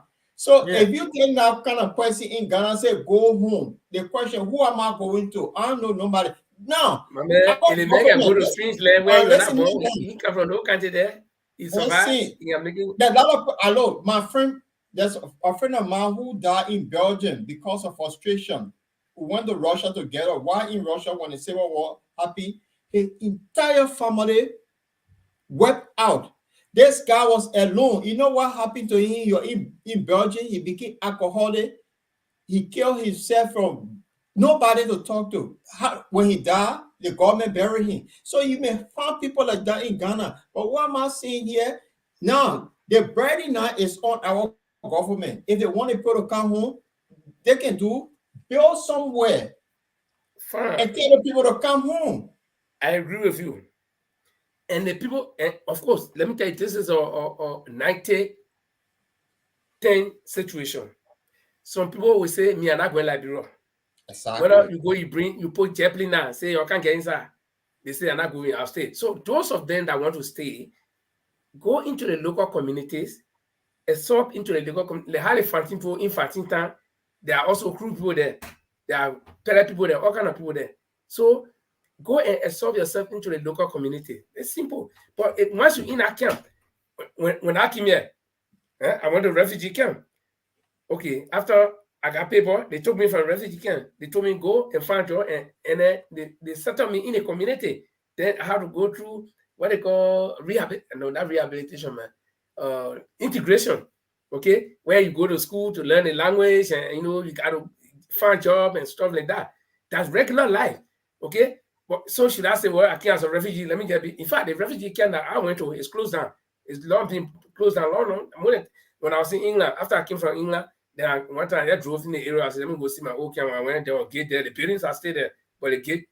So I said, but and the grass are growing around it. I said, but what the people? Then somebody told me, oh, the people then go a long time. See it?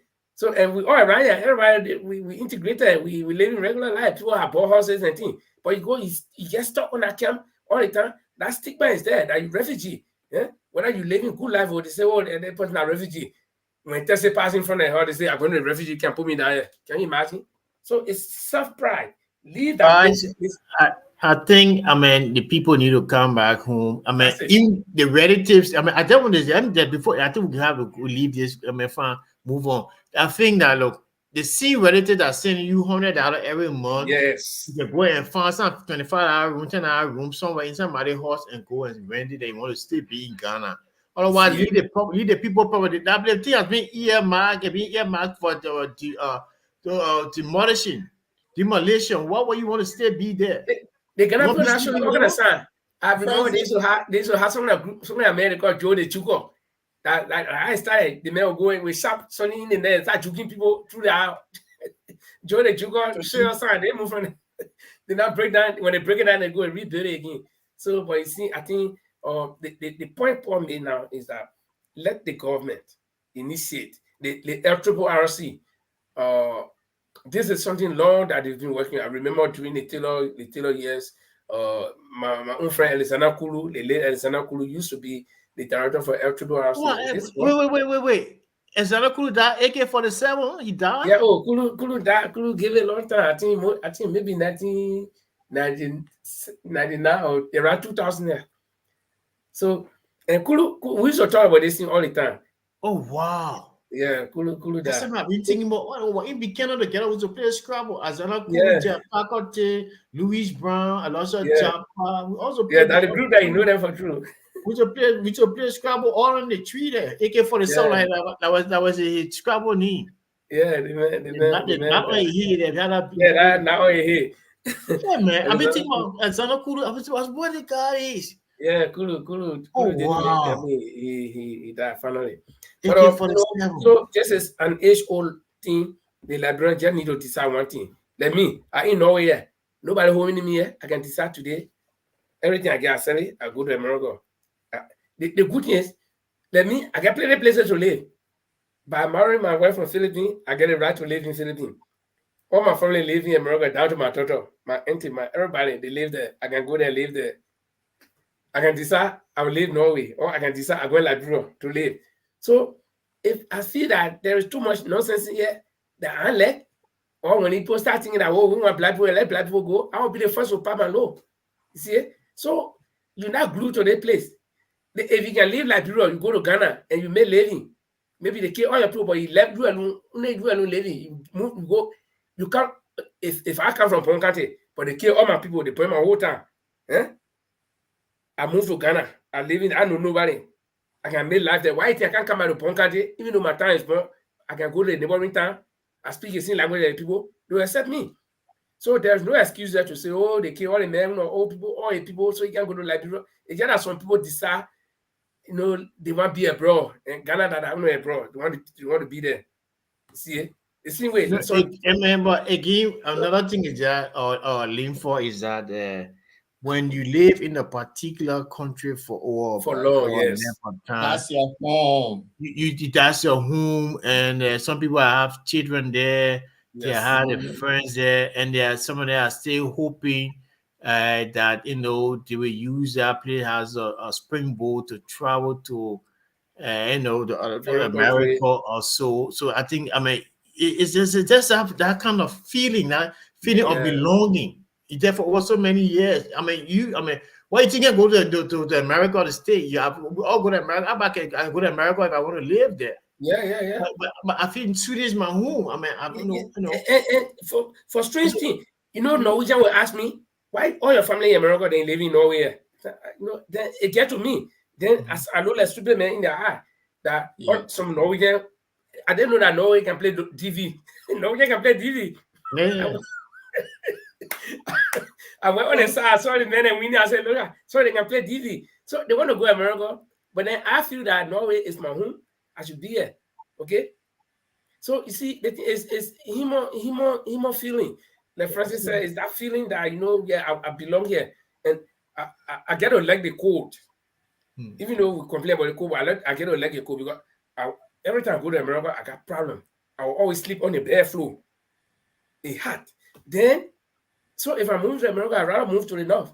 Going places like around Minnesota, Salt Lake City, Washington State, no cold places. But again, Norway is not the best place for me. But something can tell me that be here. So now I can really get mad. Like the incident I'm telling you. Well, somebody who know you know the man. You got the mercy, maybe I go to the supermarket and I buy plane in the whole wagon phone. Then somebody there doing that more funny way. You know me, you know how I get my money. And the general concept that Liberians are refugees in Ghana. So there are some good Liberian guys there who want to do, but when they see them, once they speak Liberian tune, they say, oh, nah, that refugee. You see it? So that stigma is always there. The same way it follow we black people in Europe here. They see you the first thing, oh, they man looking for food to eat, hungry. You can't, eat like this. And they will not know you, or they will not get to know you, they'll judge you before they know you. See? Yeah. So, Yeah, guys. but guys, I think the situation, Paul, let me add to what your recommendation to the government. I think what the government needs to do to both governments, the first thing is the Liberian government need to engage the Ghanaian government first and say, no, my people, you have harbored my people for years, over 2-3 decades. And these people, they think that they belong here. So what we do, instead of just going down and breaking their things, try to formulate some strategy where they can integrate into the society. Those that got money can buy land somewhere, or they can buy houses, or they can, try to integrate them. And that's what countries like Norway do. When you come to seek asylum, they didn't call you. They grab you, they put in the asylum camp while they're judging your case. If they find your case, police will can collect the whole family and carry them all night. Daybreak, when the family gone. So we should be like sick people, like and you can die anytime. They can kind of collect you all night. Daybreak, we start looking for you. Oh, I'm gone. Then you know what happened to you too. You cook your own food, you can't eat it in peace. I'm in Sweden. I landed in Sweden. Okay, but the man, they almost told me I had a delay here. You see, so the struggle was real. You see, so and the government, when you get accepted in Norway, then the next thing is they will not keep you in refugee camp because you are already accepted here. That you want to live here because you told them that you want to live here. So then they find a way to integrate you. Two different geographic settings. Two different settings. The people in Ghana said wanting to leave and people can't do the people that they want to can't do. Then you have people there encroaching upon and am I doing other things? Leave for a Francis. You guys been to Ghana in any recent time? No, I last time in Ghana in 1994. I've never ever been to Ghana, so I don't know. Yeah, No, Not 20 years, 1994. Yeah, Yeah, All 20, right. 30 years. Yeah, 30 30 years. years. That was the last time I was in Ghana, 1994. Right. So you see the comfort of Ghana today is compared to Liberia is something totally different. We got to Oh, yeah. understand this. Oh, yeah. Since 91, I've been in the UK here. And you tell me, say, go back. That's my home. My whole adult life is me here. Excuse me. The same way with Ghanaians, young Liberians that were born over there. Let's take Alfonso David, for example, who played for Bayern. You know you're born in Ghana. Yeah. So he grew up in Ghana and he became an adult in Ghana and said, oh, go back home. He did not grow up in Ghana. They were born in Ghana. I just gave you an example. Yeah. I gave you an example on him. Yeah, I understand, yeah. So you have the situation like that. They have electricity, running water 24/7. That's the comfort. And then go back to my beloved country. That LEC become Christmas light. We don't have running water. By mosquitoes. Thank you very much. And this is a situation, some of them have traveled to Liberia on a visit, and they have now way both living conditions are better in my camp. So what you say live for is right there. So the $200 million they're going to give those people for war and economic crime, that part of that deal could be better housing estate for our people. They can find work and pay rent and demolish the camp. Have a backdoor conversation. Or you better estate in Liberia and invite them your camp home. When they refuse to do that, the Ghanaians can do what they want to do. That would be my own take on the whole situation. Yeah, now we're talking. Now we are talking. So instead of practicing reciprocity, we reciprocate the bad thing they're doing for us. We cannot, because nobody knows the future. War could break up in Ghana. They will be coming to Liberia. War could break up in Liberia again. They will be going to Ghana. War could break up in Aroko.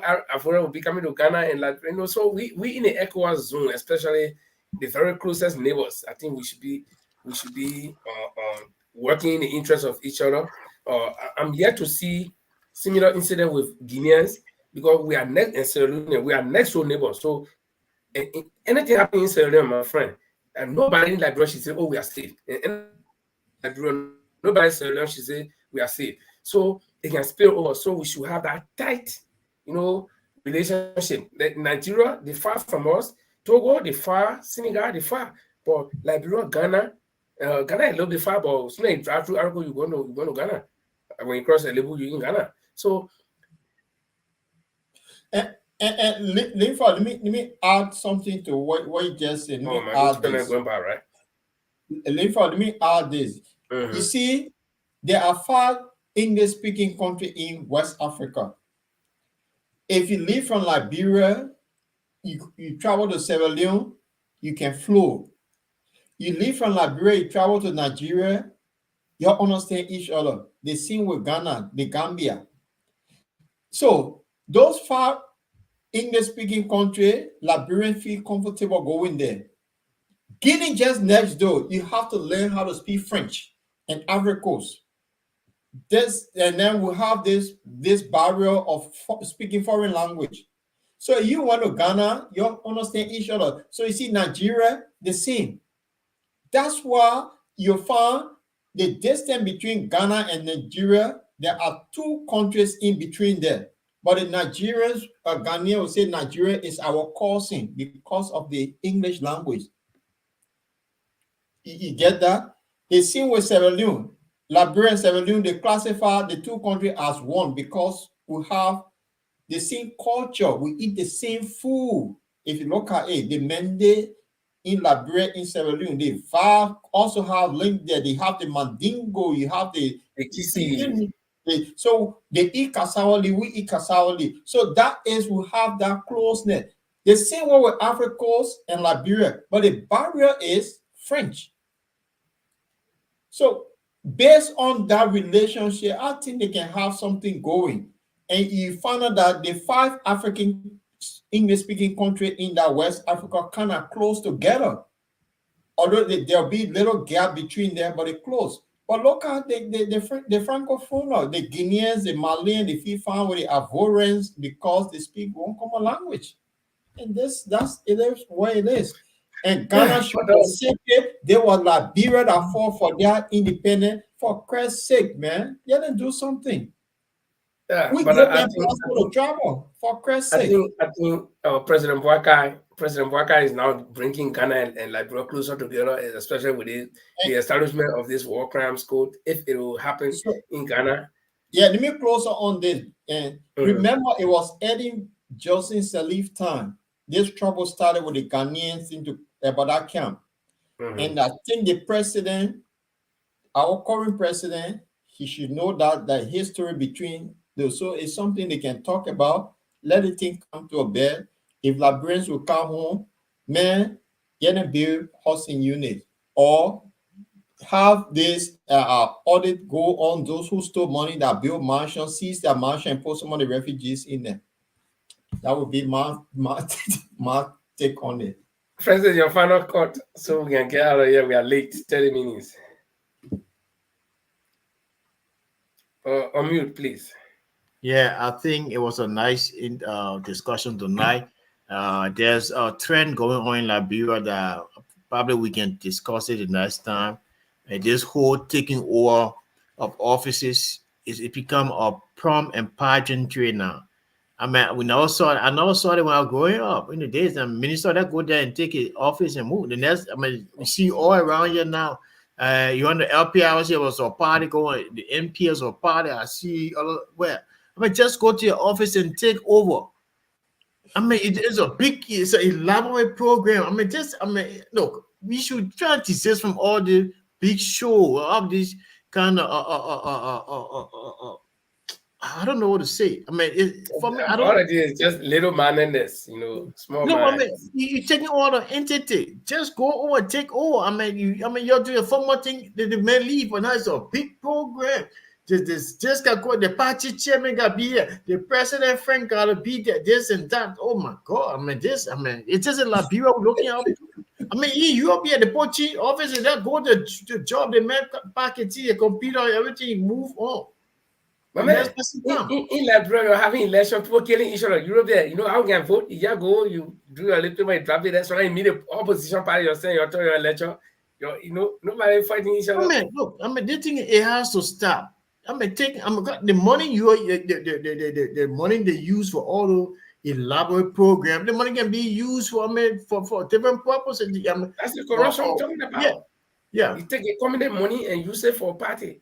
Yeah, you can paint the industry going to. You can bring new chairs. Computers or something else. Get the people. But it's slow, man. I just want to close on that note, and then we can talk beyond the scene. I got a guest that we need to talk.